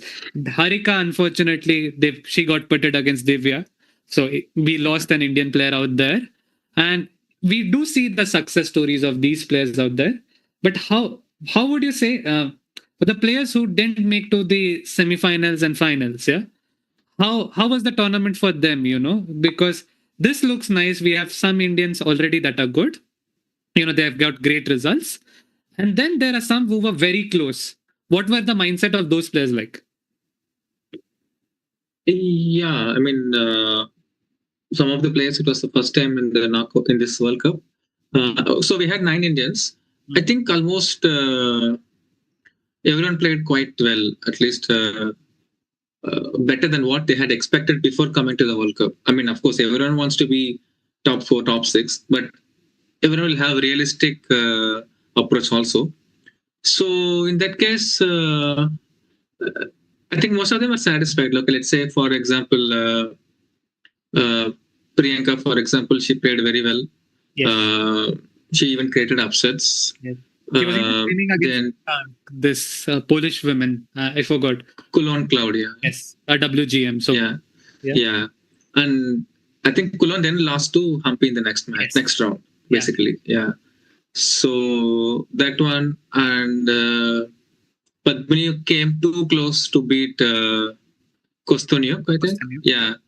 She was just pawn up in rook and pawn game. Then it's a drawn endgame. She lost, but she came too close. She played very well. She even gave a comeback also. So that was quite disappointing. But yes, she played very well till that point. And Vantika also played very well. She lost to Lano in a close match. She also played very well the whole match. A little bit tie breaks and or whatever it is. So yeah, most of the Indians, they must be satisfied with how the games went, their matches. So it could be a good experience for their next World Cup, how to approach this kind of knockout events. Because it was the first time for Vantika, first time for a few other players also. But yeah, it's useful experience at least for the next time.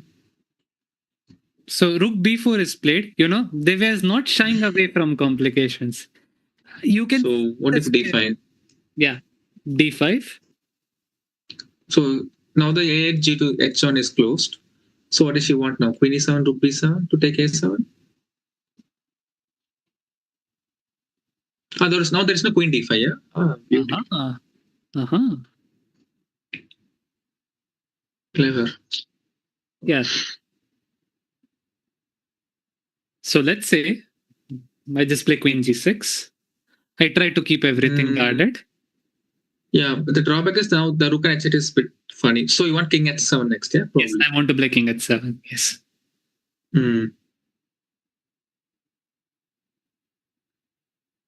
So let's say rook k7, then king h7 anyway. Yeah? No, f7 is no, not f7 is hanging. King h7 anyway, yeah. A2 is also hanging. Can I take first? Yeah, take king h7. Huh? Then white is a pawn up. No, I mean queen d4, I guess. Yeah. I think this white can press a bit, yeah. So, yeah. Some passed pawn. The pieces are dominating, not immediately. Maybe let's say with h3 to create some back rank, and yeah, you have some. True. Yeah, this white could be pressing. Yeah. So, king h7 immediately. And it looks like, okay, Humpy should be okay, right? Because there's pressure over the so if I go h3 or h4, I don't know, h3.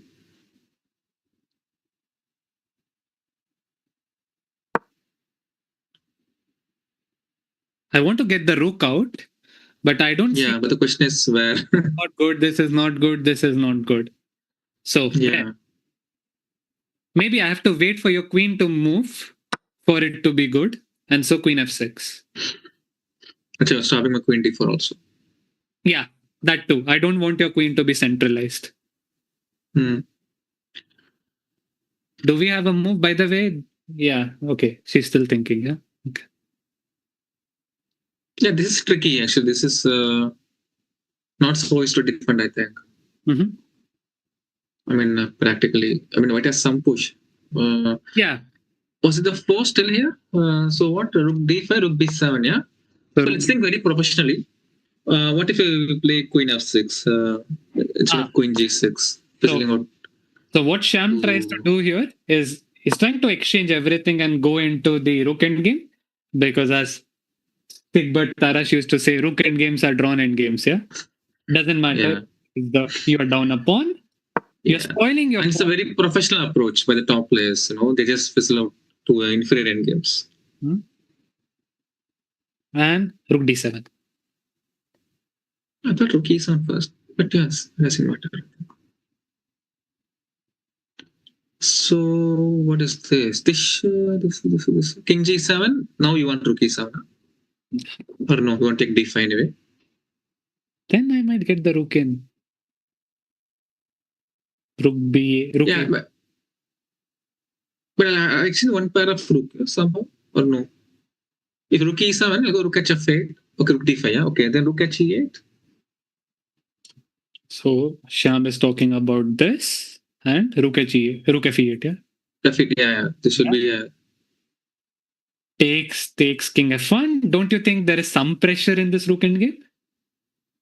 But yeah, I mean, Humpy could fold this. Yeah. But rook b8, let's say. You want rook a.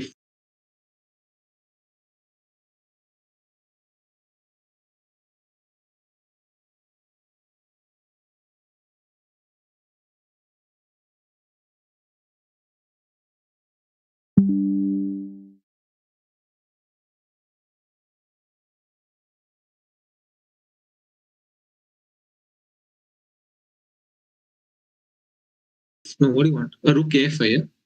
But rook b2. Rook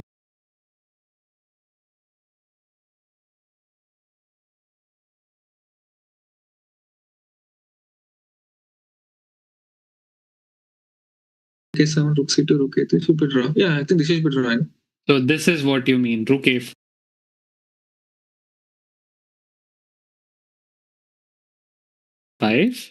Rook b1. Yeah, I was thinking rook b2. I didn't want to. Yeah, rook a7, rook c2. And if I try to defend passively with rook a3? Yeah, it should be a draw, h4 or king g6. Yeah, the rook is incredibly passive here. The king cannot join because f2 is weak. And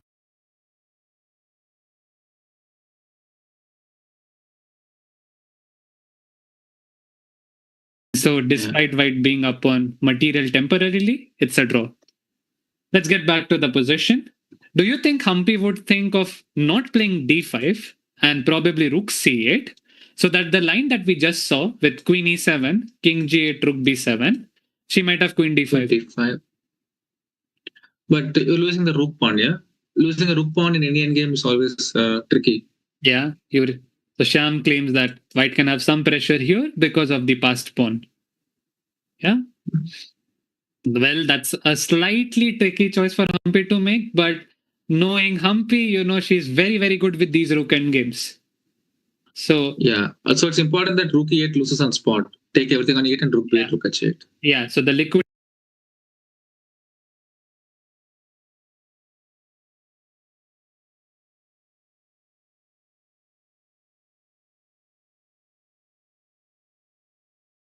liquidations trick with rook e8 is not good, as Sham mentions. Takes rook b8 check.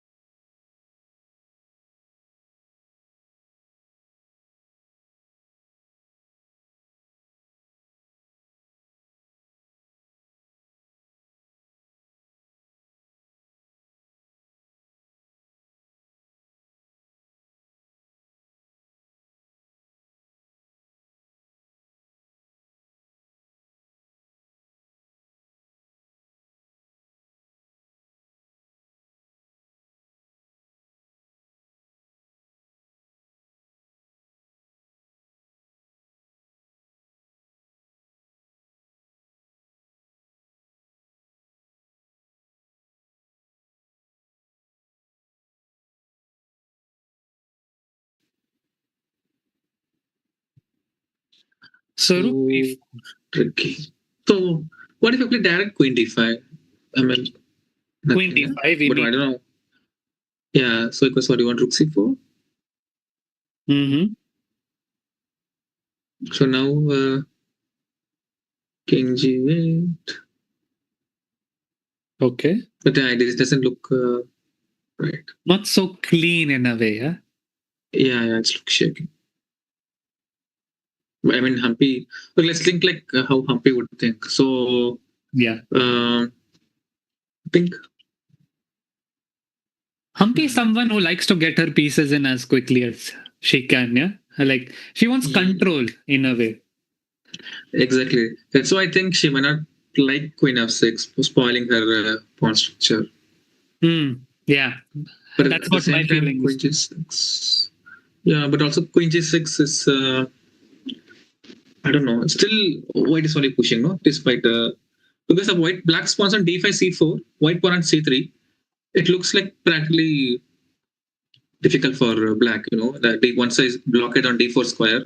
Yeah, it's a bit difficult. Yeah. So I think Humpy is taking a lot of time. By the way, she spent already 9 minutes. And do we agree that this is a situation where you should be taking a lot of time, or would you try to press your opponent on clock here? No, I think here it makes sense to think even 15-20 minutes also because it will clarify next 10-15 moves. And black has many ways to equalize comfortably. So probably she will be thinking which is the best way to neutralize all white's initiative. Yeah. Mm-hmm. So this position, despite the computer showing zeros, is not entirely harmless. And that goes on to show how rich chess is in a way, right? We see zeros, we feel like nothing's happening. I'm guilty of that, where you feel like nothing's happening. And when you start analyzing, it's not so easy anymore, right? And that's why Humpy taking time, I feel, is so much more necessary and also goes on to show how classy she is in a way. Okay, so what let's ask the chat. What do you think? Knowing Humpy, she wants to keep control. Do we think she'll play rook c8, or do we think she'll play d5, or something else completely, which we might have missed, or even something like rook h6, for example? Yeah, that's because if rook c4, then queen e8 maybe. I hope I'm not blending the professional approach. Just trade everything. Maybe rook e4 though. Yeah. But yeah. But then I can come back queen c6. But okay. Yeah. So d5, rook c8, rook h6. We have these three choices. What do we think we'll play? I think I'll go for d5. I would also I'm not so classy. I would blitz out d5 and wait for my opponent to do something, right? Generally, I see that with very strong players, they sense where the critical moment is. Yeah, and Humpy realizes it in a way. She doesn't want to give any chances. That's what she is doing. Yeah, definitely. Also, she's very, hugely experienced player. So yeah, and she must have played so many end games in this where she must have grinded, she must have defended. In both cases, she would have played so many games in her career. Mm-hmm. So we are still waiting. Do we move to the Lee Tianji game and then Zhongyi game in the meanwhile? Yeah, sure. We'll head back as soon as Humpy plays a move. In this game, okay, Bishop f5 played. So again, interesting, huh? GF5 or knight f5. So you don't mind spoiling the structure because it opens up a file for your rook, yeah? Yeah, and then we have f6 kicking the e5 knight. I will play gf5 any day. I don't see pieces are penetrating to the king side. Interesting. And if I play something like knight f3, trying to play in a passive way, queen f2. Yeah, I'll go rook g8 anyway. I'll double. Okay. Yeah, makes sense. Does make a lot of sense. So are we in conclusion that Lei might win this? Or do you think the chances of a draw are higher? We never know because in this game the stakes are very high because only one goes through the candidates. We never know. Sometimes in the pressure, black might even blunder or white might even win. So we never know because the position is very rich. So though visibly black is better, it's not in a Swiss tournament game, it's a different scenario. But in knockouts, the nerves plays takes a huge toll on the players. So we can't in mutual time trouble. Yeah, we could expect lots of swings in the position assessment swings. So speaking of something which is a bit far-fetched and in the future, the player who wins this game reaches the candidates, yeah? And after that, yeah, you were saying something? No, I mean there's a game tomorrow also. So yeah, I mean there's a more likely. Yeah, I meant in the way like the winner of Lee and Tan who wins reaches candidates, yeah? Okay, so both are incredibly well players. Now, if we are greedy, yeah, let's say we want to promote our Indian players, which player would we likely prefer to have in the candidates, yeah? Lei or Tan? I think both are equally. If you see the rating, not much difference. Only 10 something. No, Lei they're currently equally. Yeah, I mean, in terms of level, I think they both are equally well poised only. And I hope we also get few more Indians in the candidate spot. Apart from Humpy and Divya, there is Grand Swiss. I think Grand Prix. I don't know. I think the few slots still get to be determined. So I hope we get at least one Indian to the candidates. Grand Prix is already decided, and World Cup it's Goryachkina and Zhu Jenner. 3 from the World Cup, 2 from the Grand Swiss, and 1 from the FIDE circuit, which is introduced for the first time for women's. Right? So we still let's hope that one of our Indian players finishes in top 2 in Grand Swiss, and we can get one more Indian there. Vaishali last time qualified via the Grand Swiss, so she is a top contender for that, and she's someone who's very very good in Swiss events, right? Yeah, I mean we can even get 2 Indians also. We never know. I mean it's good, yeah. If we get as many Indians as possible, then it's like we're playing national championship candidates. It's a cool thing. Yeah. If let's say we could have 4 Indians potentially, yeah. Yeah, exactly. Humpy is still thinking, by the way. Yeah, it's a tough choice. Huh? I mean, Queen f6 to ruin the structure and go for the relatively theoretical drawn endgame, Yeah. or Queen g6 and passive defense. Yeah. So, I'm trying to think on how Humpy would be approaching this. You would not want to give a lot of weaknesses in this position. You want something absolutely clean. And I think Rook C8 is the way to do that. You don't provoke anything. I know you mentioned this, right? Mhm. However, let's say I play Rook at 6 here and get the worst place piece into the game. How would you evaluate this? I think practically, I think still like white only because definitely black is not having any kind of attack. I mean, white can always neutralize. And suddenly rook on h6, it could also be misplaced. I mean, you need rook g6, rook g5 to bring it to the game. Yeah. I don't know. Even if I say, let's say, some stupid moves like f3, rook g6, king f2, but then there's rook a8, rook a2. Okay. So it's not that easy. This is something that I'm thinking of. A bit far fetched, but you never know. Yeah. The only reason I was concerned about h4 because let's say I'm exchanging the queens. I mean, white is exchanging the queens. Then pawn on h5 is good for black rather than h4. h4 could become a weakness. That's why I was always hesitant to do h4. So, relatively. Interesting point is let's say I make a random move, rook d1, h4, and you play queen b7. Yeah, exactly. And your point is, this could be a bit dangerous. True, the white king is near to the pawn. Yes, rook d4 also. So this could be a bit tricky. Yeah, makes sense. Okay, we are still waiting at 17 minutes. So we have 20 more moves, yeah? Okay. Yeah, 20 more moves. But I mean, for 10 more moves for the offer draw situation. Yeah. So you think this is going to end as soon as 30 move is over? You think somebody's going to offer a draw, yeah? Yeah, I mean, they both will look at their eyes and they'll offer and they'll shake hands. I don't think so. Let's see what Humpy plays.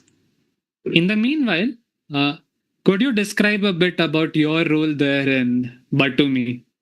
I mean, for people who don't know, he was the Indian delegate there. He's still out there. And I'm just curious on how things were for you. What was your role there? Did you assist any players? How was it? Yeah, I was assisting a couple of players also when the.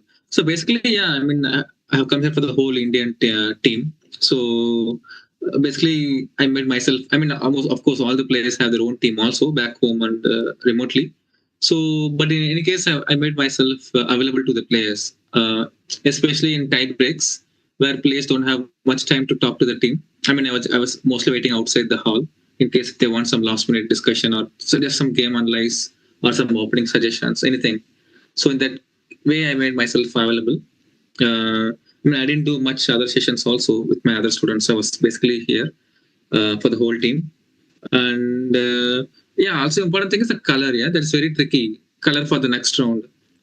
Sometimes it's confusing in a knockout format. So many players gets eliminated. It's quite tricky. So that way, I had to make sure that the players know the exact color what they're playing the next day.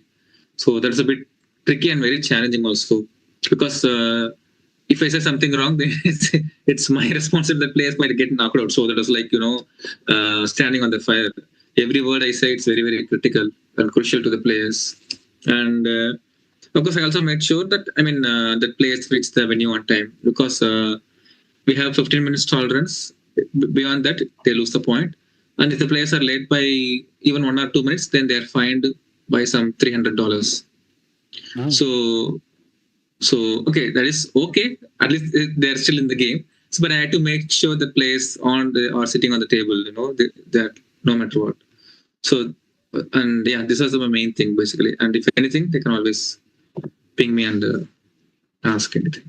Got it. But you still have big role to play in helping those Indian players out. Logistics is also something that you want to take care of the tournament. We have Niklesh ji back with us, so let's Niklesh ji, please welcome. Hello. जी काफी लंबा break. Hello. Hi, Shyam bhai. How are you? Hi. Fine. So Nicholas in Spain, huh? Which country? Yeah, I'm in Spain right now. And these days, Shyam bhai and his students, everyone is doing really well. Huh? Thank you. Okay, so it looks like a draw. So Divya missed the chance? Yeah, seems so. She missed a big chance at some point. Yeah. And I think the plan worked out well for her. The type of positions she wants, she get it. Everything was perfect. But in these tournaments, we are always witnessing that, okay, nerves is the key. Yeah. How you keep your nerves calm and cool. So, Shamba, you were there in tie break of this Tan and Divya. You were there, no? Right? Yeah, I mean, I was there for all the tie breaks, not just that game. I know. But how was that experience like for as a Indian team trainer? You were there, and means in break, what was the thing going on when I'm talking about Humpy also, Humpy and Leiting J. Yeah. By the way, they were beat Tan, no? Their 1.5. Yeah, they beat Tan and Humpy beat J. Humpy, she was, yeah. So also in tie breaks, also one more important thing is I had to make sure the players reach on time because there was like half an hour time difference before the next round. If there was only one matchup, then only 15 minutes rest. So it's kind of tricky. So again, anyway, most of the time I was waiting outside just in case, to check if they reach the hall on time or not. But yeah, players being professional, they know, they talk to the arbiters themselves and they know when to arrive to the game. And most of their players had their own way of routine in time break. Like sometimes they don't even talk to anyone who is present outside. They're in the zone. They're not even eye contact. They just finish the game like this, come and they just go to their room and prepare and refresh, and again they come back. So unless they wanted something, because I should not go and ask if you want this, you want that, because they know that if I'm there, means they know that they want. I mean, they know that I'm available. So I didn't want to, pressurize them. What do you want? Bolo. I can't do this. So just leaving them in the room. Meanwhile, this game is almost equal. Why not we see that how these both players reach the final, the way they reach till here. Like, Humpy just played last move, so we can see this move. I think she played Rook C8. Or Rook, as Kushagar had said, Rook C8. I was thinking she might go D5.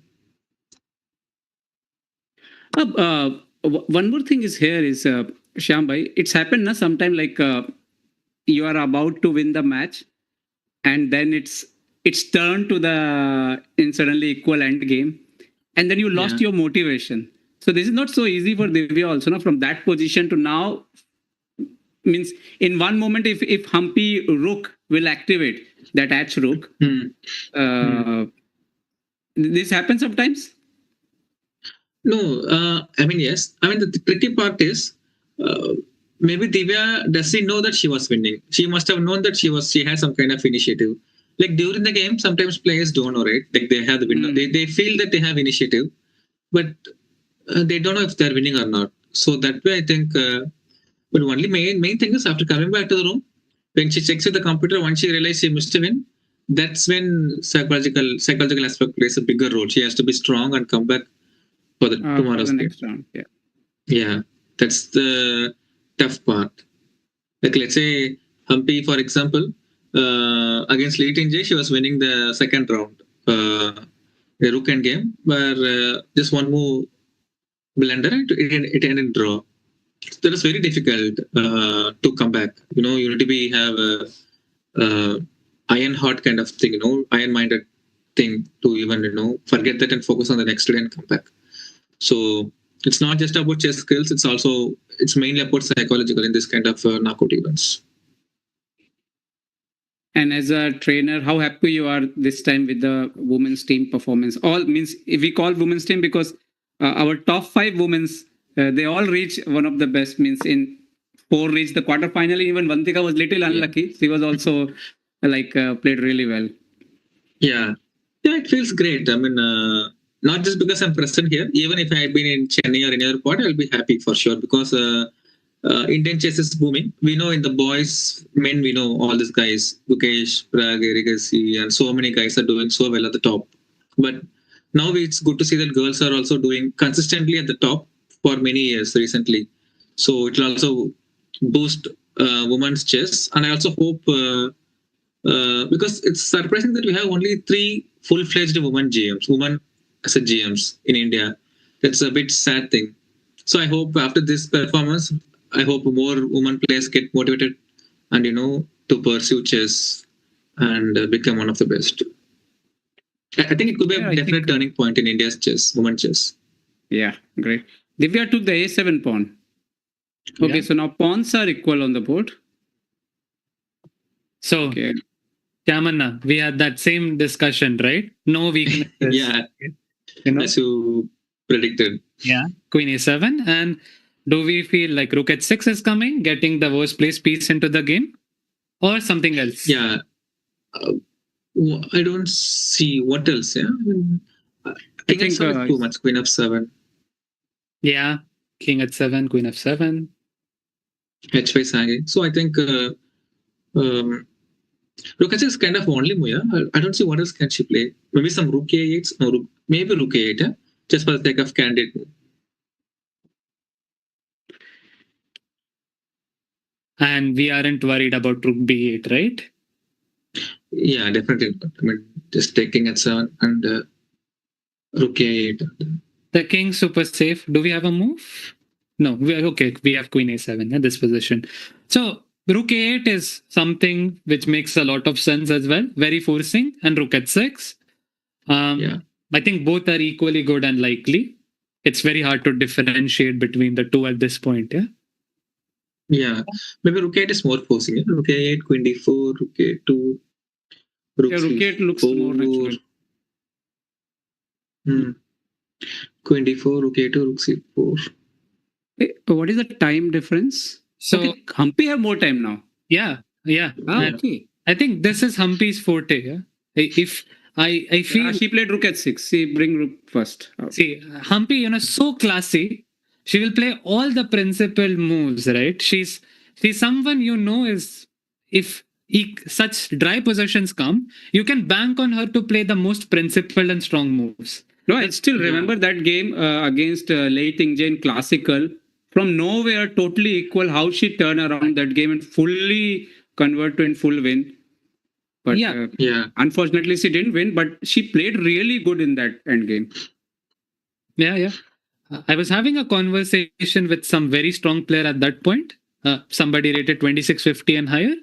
And we both thought that there's nothing that could be done in this game. And suddenly from nowhere, Humpy comes up with some tricks where he was astonished as well. Yeah. The way that game was made. So, I know. Yeah, I mean, I think in this position, I think Humpy is even pressing for win. We never know. I don't think Humpy is content with a draw now anymore, considering White's time situation. She might even press for the win, actually. That is my point. If anyone can press these kind of positions, it's got to be Humpy. I think Divya has to be careful here. Hey, and what is the 40 moves rules is there? Na? Yes. Yeah. Okay, so Divya has to complete also. That is also little pressure. Is there 18 moves you have to play in 8 minutes, 7 minutes? Yeah. Okay, if you play something like Queen B7, the next 20 moves will be automatic. Yeah, I don't think. Yeah. If Queen action, then definitely. Yeah. The way Divya has played till now has shown that she is not going to chicken out in a way. So if she does, I'm not saying it's not possible. If she does, it's sort of a small mental concession in a way. But yes, Shyam, one question to you. Yeah. Oh, sorry. Yeah. Sorry. You continue. I was saying that. Yeah. Go on. Yeah. Okay. Sorry, I was saying that like in that level, like you're doing training with them also. It's possible also you judge your opponent's body language. For example, in one moment okay, you are little bad or something, and now okay, my opponent is not happy. Whatever is happened, Do you think these things also players keep in mind when like this kind of time pressure is coming for something to take some Yeah, decisions? definitely. Yeah, definitely. Especially at the very top, they do definitely take such things to account. Let's say even Humpy, for example, this position, she might also read opponent's body language, and if she thinks that white is uncomfortable, then yeah, she will push for more based on the body language, and also of course time situation. She will definitely push for more. The the game which was astonishing to me was, I mean, I was watching there. I was literally surprised about the decision making she made. It was against Kostyanyuk in one of the tie breaks where she was white. She was winning, then she messed up, and suddenly she was close to losing. Uh, I think it was tie breaks. Like she had less time. If she wanted, she would have betted out to a draw, but she kept pushing. I mean, though she messed up and she luckily survived. But that kind of attitude was amazing. I mean, against Kostyanyuk, who's also equally stronger player, despite mutual time trouble. It was. I mean, those who haven't seen can definitely see that game. It's a in time trouble scenario. It was a brilliant game from both the players actually. Uh, I just remember Humpy was white. I don't know if it's a classical game or a rapid game. And now here rook g6 is coming. Yeah. Then something g3, queen f3. Yeah, and I can already start sensing that something might happen on this board. There is Divya is very so slightly drifting away in a way. Yeah. By the way, I think there's still some time. Humpy will think now since H4 is played. Maybe we can discuss the road to finals for both the players. It was quite an interesting journey, right? Niklesh ji, maybe you can present it to our viewers. Yeah, I think yes. So हम यहाँ पे देख सकते हैं. Let's see. So Humpy started against I think Afruza. And I think for me, Humpy took the charge after I think she beat Kostyanyuk. What do you think, Shyambhai? Yeah, definitely. Because Kostyanyuk is also very strong, especially in knockout formats. She's also very strong in rapid bits also. So in that game, I was not very sure how the game would go if they go into tiebreaks because Kostyanyuk is equally strong in tiebreak in shorter time format. So that match was pretty close actually. And quarterfinal was like, I think compared to even round 4 was tough compared to quarterfinal for Humpy. Yeah, definitely. Yeah. Because they both are from same generation, almost similar age. So obviously they must have played hundreds of games. So, and then semi-final, we already witnessed what happened in semi-final. Currently, final is going on. For me, I think the journey of Divya Deshmukh is more interesting, seriously, till the final. And I think for her also, first this round 4 was very important for Humpy and Divya also. Ju Jinner. Hey, Shyambhai, how you see the rise of Ju Jinner in last, I think, almost 1 year? Yeah. It is phenomenal rise. I mean, I was also talking to one of the players present here in Batumi, discussing about Ju Jinner. It was a quick rise. Yeah, she gained some 100, 120 points in a year or so, from 2-4 to 25, 30, whatever she is now. It was because we see such kind of rise mostly in boys. We don't see that much, unfortunately, among women. Like such a rise in that very short span. So it was really stunning, and I was also told that Zhu Jinner is like a machine when it comes to calculation. She just ruthlessly cuts you off in this kind of calculation. So yeah, she's a very strong player for sure, and with the short span, yeah, terrific rise. So Ju Jinner, and then after she beat Harika, which was equally tough because Harika is very solid player, and then we saw game against Tan, and now against she's playing against Humpy. Anyway, even I think FIDE should change some rule here. If someone reaches the final of World Cup, it should be direct GM title already, not the norm. I think this is just matter of time. She will complete her GM title, not here, so somewhere else in 6 months or something. Yeah, but surprisingly, this is her first now. I didn't know. I mean, she has been playing in this level for quite some time. I thought Yeah, she already crossed, must have I had think, one or 2 two 5 1 knocks. 6. Yeah, that's a bit surprising. Yeah, I mean, Yeah. I didn't know it was her first GM. I thought some second or she must have I was also thinking like this must be second norm or something. And then Chess India team, our Sahid Bhai, he have always all records. So he confirmed me, no, this is the first norm only. By the way, guys, we have a couple of moves on the board. What is it? We have a couple of moves on the board. Yeah, Rook G6 and G3 already happened, na? Yes. And now, I think it's very intuitive to play Queen F3. Queen F3? Yeah. Whoa. And start thinking about making a perpetual down the line. Not immediately because, the queen can come back. But now you look at, you see, Humpy is the one exerting initiative now. And you can sense that Divya, she fumbled a bit here and there. Position is still under control completely. But imagine this. You were the side that had complete control towards in the game. You were thinking of how I should beat my opponent. And suddenly you start facing these threats, right? Something you don't want to be in with 6 minutes on the clock. Initiative has faded away. And yeah, I think slowly and steadily, Humpy is the one showing some dominance in these technical endgames. Yeah, I think Queen E3. Yeah, I don't. Also, one more factor is, definitely post game, assuming this game ends in a draw, post game Humpy will definitely feel happy, and that despite having initiated to the opponent, she kind of neutralized and managed to draw the game. But also one more important factor is, if let's say assuming Divya goes to slightly minus position where black is pressing, and if the game ends in a draw, again Humpy could be visibly upset that she couldn't outplay. So it could go either way, and Divya could be happy, like despite having a bad position and managed to draw the stronger opponent who's known for strategic conversion. So that mindset is very, very tricky.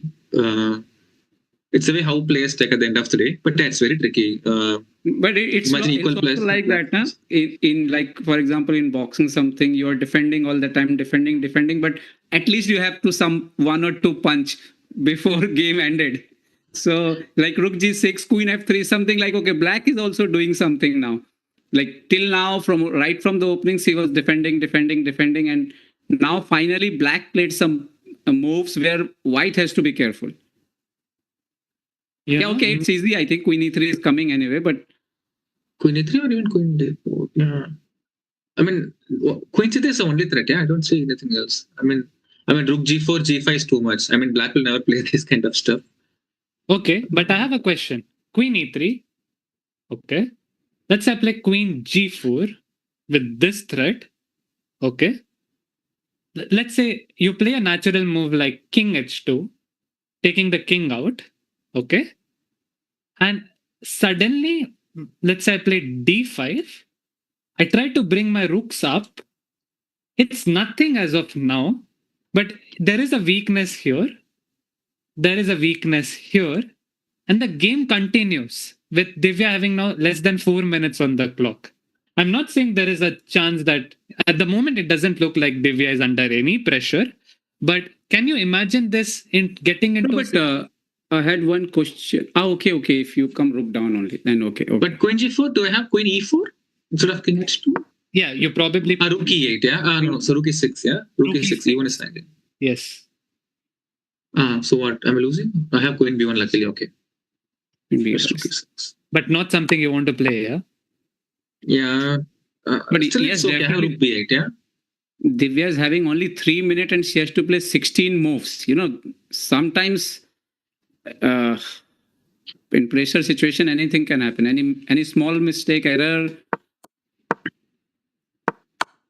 Yeah, but here chance of error is, I think, very slim. And even if white errors, for example, still it will be like equal plus endgame where white can still. It's not I mean to say that there's not going to be a big blunder, like let's say black bishop is on e6, bishop h3 kind of stuff. It's like simple mistake where white can commit. Still she has a chance to fight back, even if it goes wrong. So, but yeah, this time I don't know. Queen e3 or Queen d4. I don't know why white is thinking.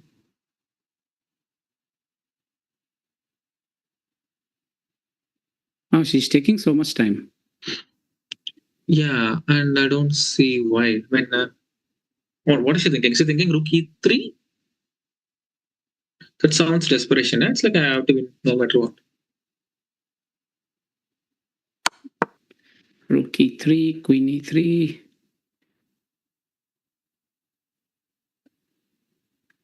Wait, but if queen b7,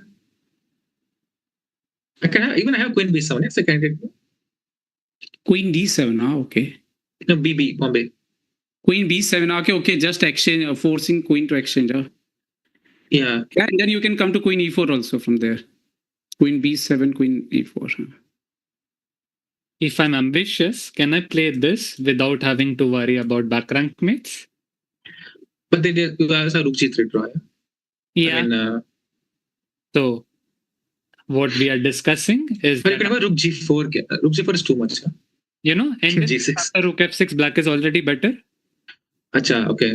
Yeah, king g6 is safe spot. Divya is almost down She's to down to 1 1 minute. now, right? Wow. Less than 1 minute. Actually, there is 15 minutes delay. Actually, what we see, it's not live in YouTube also. No, but whatever the time is there is correct only. Means whatever move she played, I think that moment. She played Yeah, queen e3. that is correct only. Yeah. I mean to say, who knows? I wouldn't be surprised if the players at the reception came to She played rook e3. It's 15 minutes delay. Late. Rook e3 is a bit.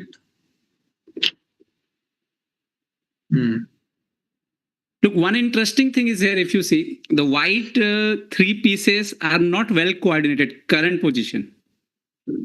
Okay, queen d1 check, king g2 is played. Yes. And now it's interesting, yeah, whether Humpy wants to repeat or she'll be a bit ambitious now. So what? I guess she is going to play till 40 moves. Mm-hmm. Yeah. If queen d5, king g1, rook a8, there is rook b8. B8. So what? Queen d5, king g1, king h7. Yes, that is, I think, the most practical try. Queen d5. Rook. Another option could be to play something like rook f6 to increase pressure here. But king h7 just feels more authentic, yeah, in a way. And okay, there is queen b7 here, which sort of forces the trade. Micro pressure for Humpy though. Yeah, I think she will take a draw. I think. Check. Mm-hmm. She give okay. Queen d5 already. Queen d5 is played. Yeah, king g1. And this is a critical moment. Like, this is where Humpy says whether she wants to press, which I think she will, or she repeats. So what's the move number? Is it 30 or 27 yet? Yeah. Rook 8 not working here. Yeah, rook b8. I thought. Okay, rook b8. Okay, exchange. Yeah. No,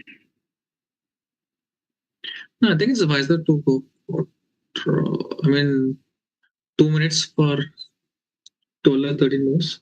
Reasonably, it's possible to make it.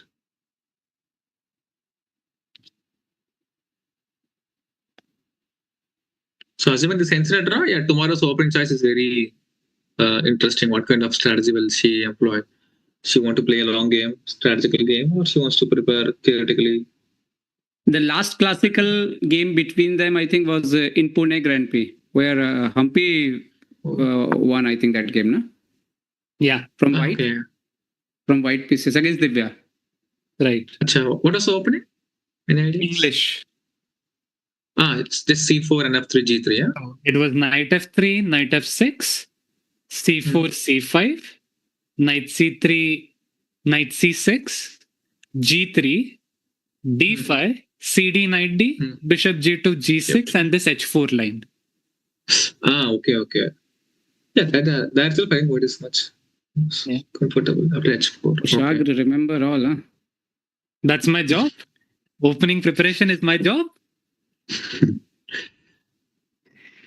Okay, so here. Now Humpy is having something 11 minutes, 13 moves to go. Shambai, what's going on in this time in the player's brain? Okay, she repeating looks like queen d1. But That could be a Yeah, there's mentality more. as well. No, not because it's less time for white. No, I mean, why will she gain opponent's time unnecessarily? Fair. So king g2. I think it could draw only for sure. I mean, I think it's getting repeated here. yeah, because white can always play queen b7. No, anytime draw is there for white. So what's the point in playing unnecessary and wasting energy? So finish the game, go for a walk, and come back prepare. That will be the ideal strategy now. Fair. Also, when you're this nervous and you get a draw, probably you don't mind taking it. And she's repeating now. Is repeating, yeah? Yeah, it's quite logical and it's quite obvious also.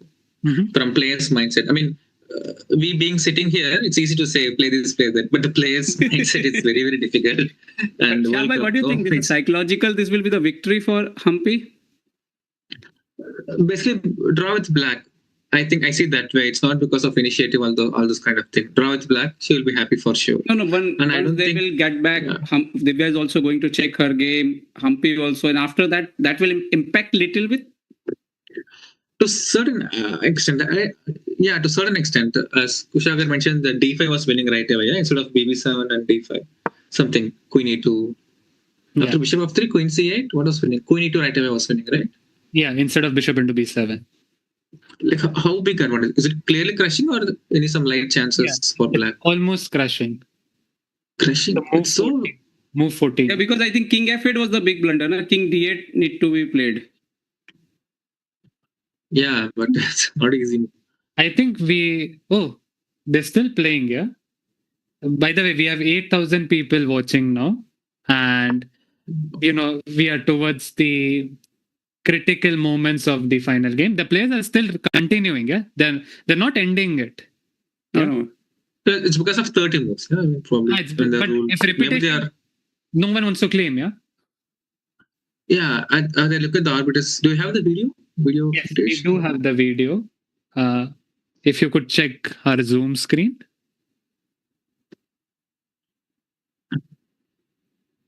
I don't see arbiter there. So there. I think what is the rule for repetition? 30 or something? What? For taking a draw? 30, yeah. Okay, with one move only. I think they have to repeat only one more move. Yeah, so yeah, she's just thinking, making Divya slightly, nervous. Yeah, he played again. Yeah, it's quite logical. Okay, now Divya has to respond the same move if she won't draw. Yeah, definitely. I think Divya don't have now any option because the situation is now totally different. Yeah, king h2 means rook f6 at least, and it's dangerous. Doesn't make sense also to play more like king h2. So for anyone who's watching right now only this final, so this is the best of two classical game, and if result will not come after 2 games, then this will go to tie break. So tomorrow Humpy is going to play with white pieces. Yeah, surprising Chinese draw, yeah. That is quite surprising. Litinji was better. That's quite puzzling. Okay, let's not switch right now, yeah. I think this is the correct. Yeah, it just over. I think this game is a draw. I think she will play king g2 on the claim. 3-fold, yeah. G2, G1, G2, G1. Yeah, G2 is the third time. Okay. So Shyam, what do you think? The World Cup is in India now. Yeah. She changed the move. What? She played king h2 now. See, Divya, you can you can understand that she wants to continue. She's ambitious about this. Guys, thing with this could be best backfire. Yeah, and that is what I was about to say. This is now I think slowly and steadily the initiative is flowing towards Humpy. 10 moves. Yeah, I mean, I don't see a reason how white can play for winner. What is? But she playing against some error. Rook f6 is played. Your move. No, already Shyam moves happened. Now Rook f6 is already on the board. Wow. Yeah. It's Rook b2 played. So she's defending f2. And queen f1. It's quite- I guess the point is rook e7. Yeah, it's quite gutsy, yeah, about Divya to even play like this. Yeah. That too against a player like Humpy, Yeah. when literally zero chance to even play for strong advantage. Wow, amazing. Fighting spirit, yeah. Absolutely. I have a question. What if I play rook c5 here to play rook f5 and start attacking and say that my king is going to be very safe on g6? Can Humpy start building up some initiative here with rook c5?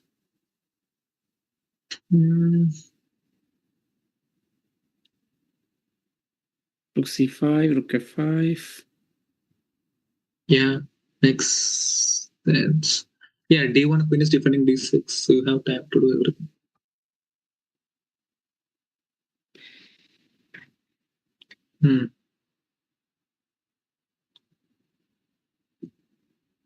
Maybe let's discuss a couple of lines. Let's say you give a check. Now queen need to be bring back to the game somehow. Check King and f7. no, then queen e4 is there, no? Yes, that is what I was coming to. Queen e4, yeah. Yes, and let's say I just play g6 first. f4 is working for white any moment. You don't want to weaken the second rank, is what I would feel. Intuitive. No, but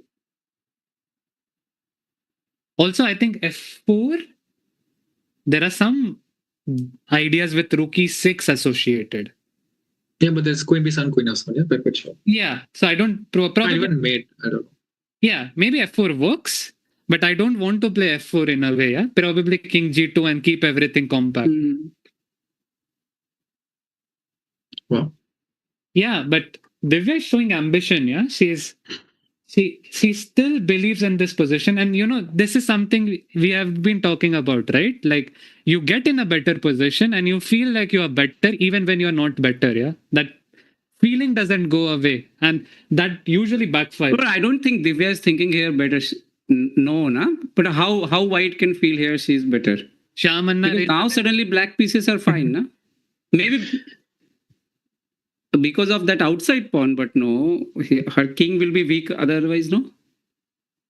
Yeah, but yeah, I mean, yeah, go on, please. I mean, I don't know what to say. Is what I was supposed to say. I was 100% sure I am going to rest in 5 minutes. Yeah, even I thought I'll also go for a walk. No, game ho gaya, I'll go for a walk. King G2. I was thinking King G2 is coming. Yeah, that's. Even my son is laughing. I don't know what is this. But okay, Shyam, what do you think? What's going on in Divya mind? What she want to do now from this position? How to continue as a white? Means okay. She just wants to keep the game going. That's the only thing. If you see, like Gukesh, for example, in many games, even against Ding or something, he just kept the game going. Not just the World Championship match. Even after that, just to keep the game going, just to keep the game alive. There was no win at any side. Just game going. That's the but I thought only thing Gukesh was doing. That. You okay, need no different kind of mindset and everything. His calculation is like next level when he's in best. So I think his. Okay, it's a Gen Z kids, no? Huh? Kids these days. Kids these days. Maybe. Fearless attitude, no? So that's a good thing in general. But yeah, I mean, I'm also surprised. So like, came why? To Queen F1. Oh, she played Queen F1. Yes, Queen F1 on the board. I don't remember whom I read or something. I don't know, but there was something written. If you allow your opponent to ask so many questions to you, that is not good sign. If your opponent is asking you question back to back, this is something not going in your favor. Yeah. So we have eight more moves. Okay. Yeah. Okay. What do we expect here? I think this queen is fabulously placed. The rook is well placed. The only piece I think rook need to become c5. Yes. The only piece that is not contributing yet is this rook on c8. So you would want to play rook c5. But check. That queen a8, queen e4, huh? Yeah. Queen g2 even, yeah. There are some ideas like this as well. No, or even queen h1, yeah? Trap the queen on f1. Yeah. Okay, so we are still waiting for Humpy to make a move. Rook f3 is not working, right? Something rook. Okay, rook. This is, I think, queen b7 is there. Yeah. Yeah. Maybe king h7? I don't know. King h7 first. I don't like either queen a or queen a5. She played rook c5. Yes, sir. She played, okay. So queen h, what if queen h1? Forcibly queen trade, but why will she play queen h1? Yeah, if she's playing for. Yeah. Mm-hmm. But what will she play?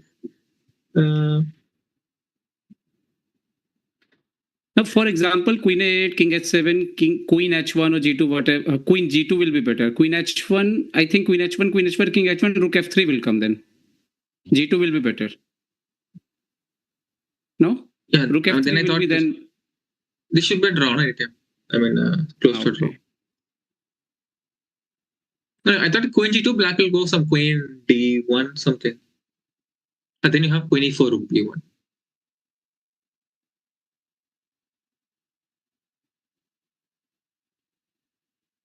Something. Yeah, as Niklesh Bhai mentioned, maybe f4 is not so bad, yeah, because tying down the f5 rook. Mm-hmm. I think Divya might go f4 sooner or later. I think that will reduce little pressure on like against the king. Second king. Yeah, but played. Yeah, but f4 means that white already surrendered that this is a draw only. Yes. Also, any endgame without queens, the black king can win. Yeah, g6, f5, g4. Yeah.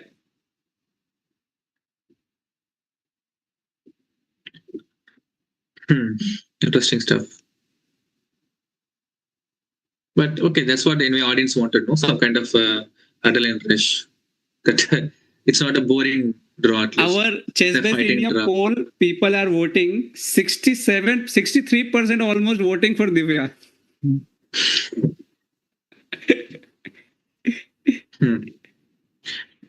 Yeah, but surprisingly, not much viewers, yeah, for a tournament like World Cup. I think they are missing Sagar Bhai. No, I mean also in general, like just imagine like some other men World Cup for, let's say. No, but Shyambhai, I will tell you one thing that what I feel is earlier even the women's games was not reaching 25% audience of this. Yeah, but this also grown up so much. Like earlier, like definitely if you compare to men World Cup, which is coming soon, you will see maybe this will go to 50,000, 80,000, and especially that is going to happen in India already. Na? So many things, media highlight will be there.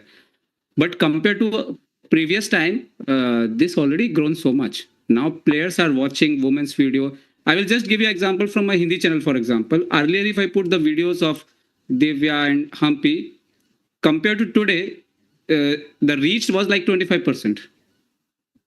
So people now start watching all the players, and this is good news. Like now there is no one star. Everyone have now fan following. Everyone follow Arjun. There is a specific people following Arjun. Specific people are following Pragya. So this is grown up so much, and this is good for our game now.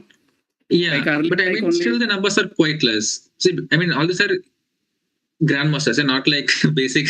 I mean, they're grandmasters. You learn so many things. I mean, how does the gender make an impact? Men, women, doesn't matter. Yeah, it's a GM game after all. No, but this is about we thought.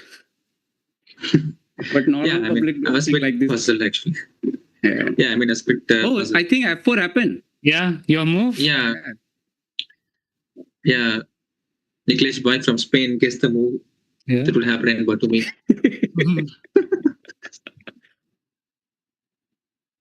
I don't see a way how they can make progress though. Yeah, as I said, just make move, yeah? A4 and rook A2. I mean, just keep the game going. This is a new what to say, a way of thing. Just let game going on. Yeah.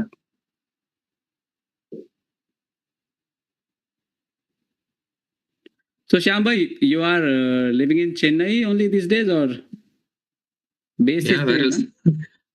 या फिर क्या Dubai USA Switzerland क्या I'm proper Chennai fellow. And now you're not playing much?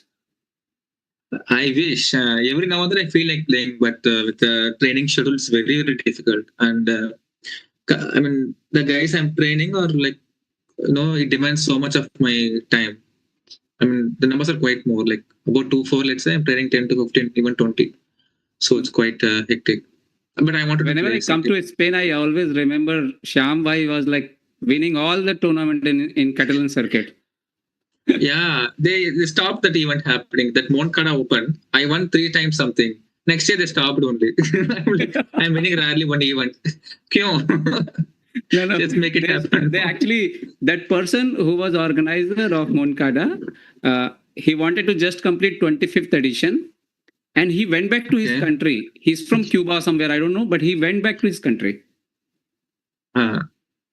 Yeah, but that's unfair from my point of view. I mean, very rarely I win events, specific events, like, I won't cut on this kind of stuff. So that's a bit sad for me.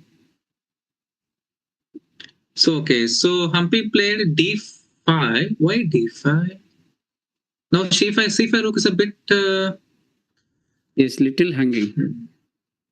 So white you don't want to allow that queen to come back, no? Wow.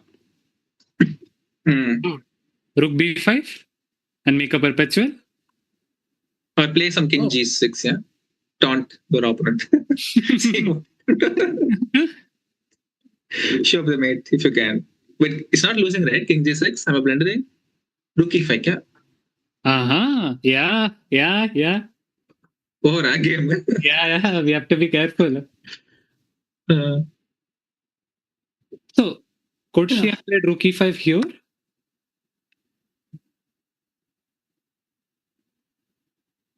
Rook e5. There's still no threat, yeah? Rook h5, king g6, rook g5, king h7. Beauty. But looks so dangerous, no?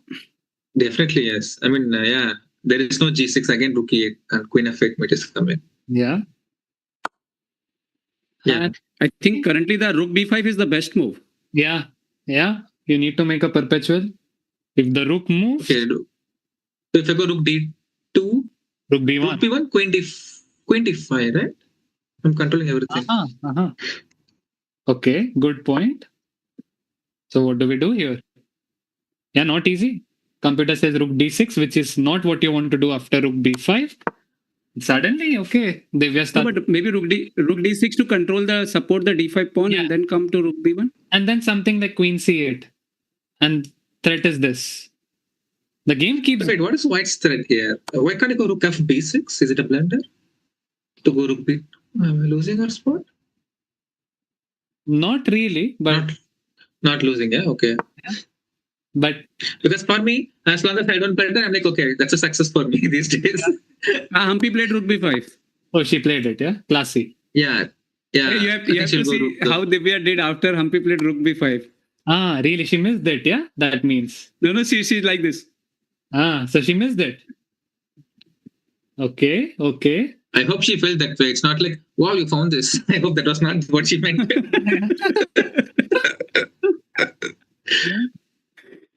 Okay, now we have... I mean, the players' mind voice could be funny, yeah? The way how they think, mind voice for younger people. When they play older. Are uncle, are auntie, how did you find this kind of moves? Don't play such moves. I'm a chota bachi, please give me point. Yes, I can. Mind voice.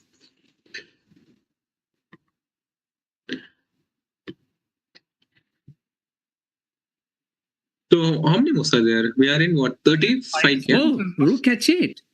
Came finally, king g6. Yeah.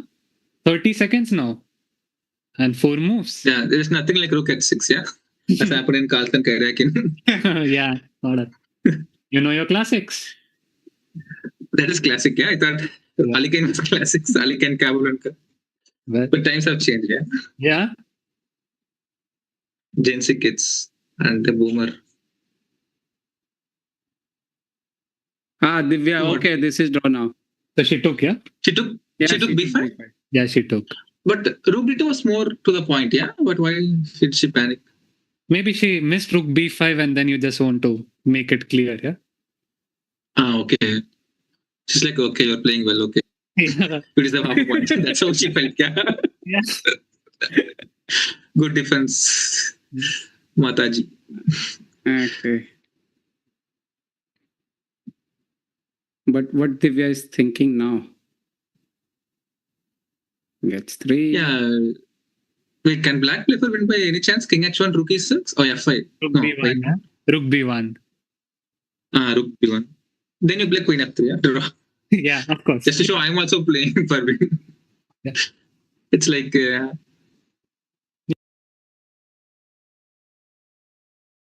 The white pieces, Divya showed what her strengths were in this game with dynamism. Next game, we'll probably see Humpy showing her strengths with white and trying to take the game in that direction. yeah. So, yeah, So, exciting game tomorrow. Let's see how it goes. Yeah.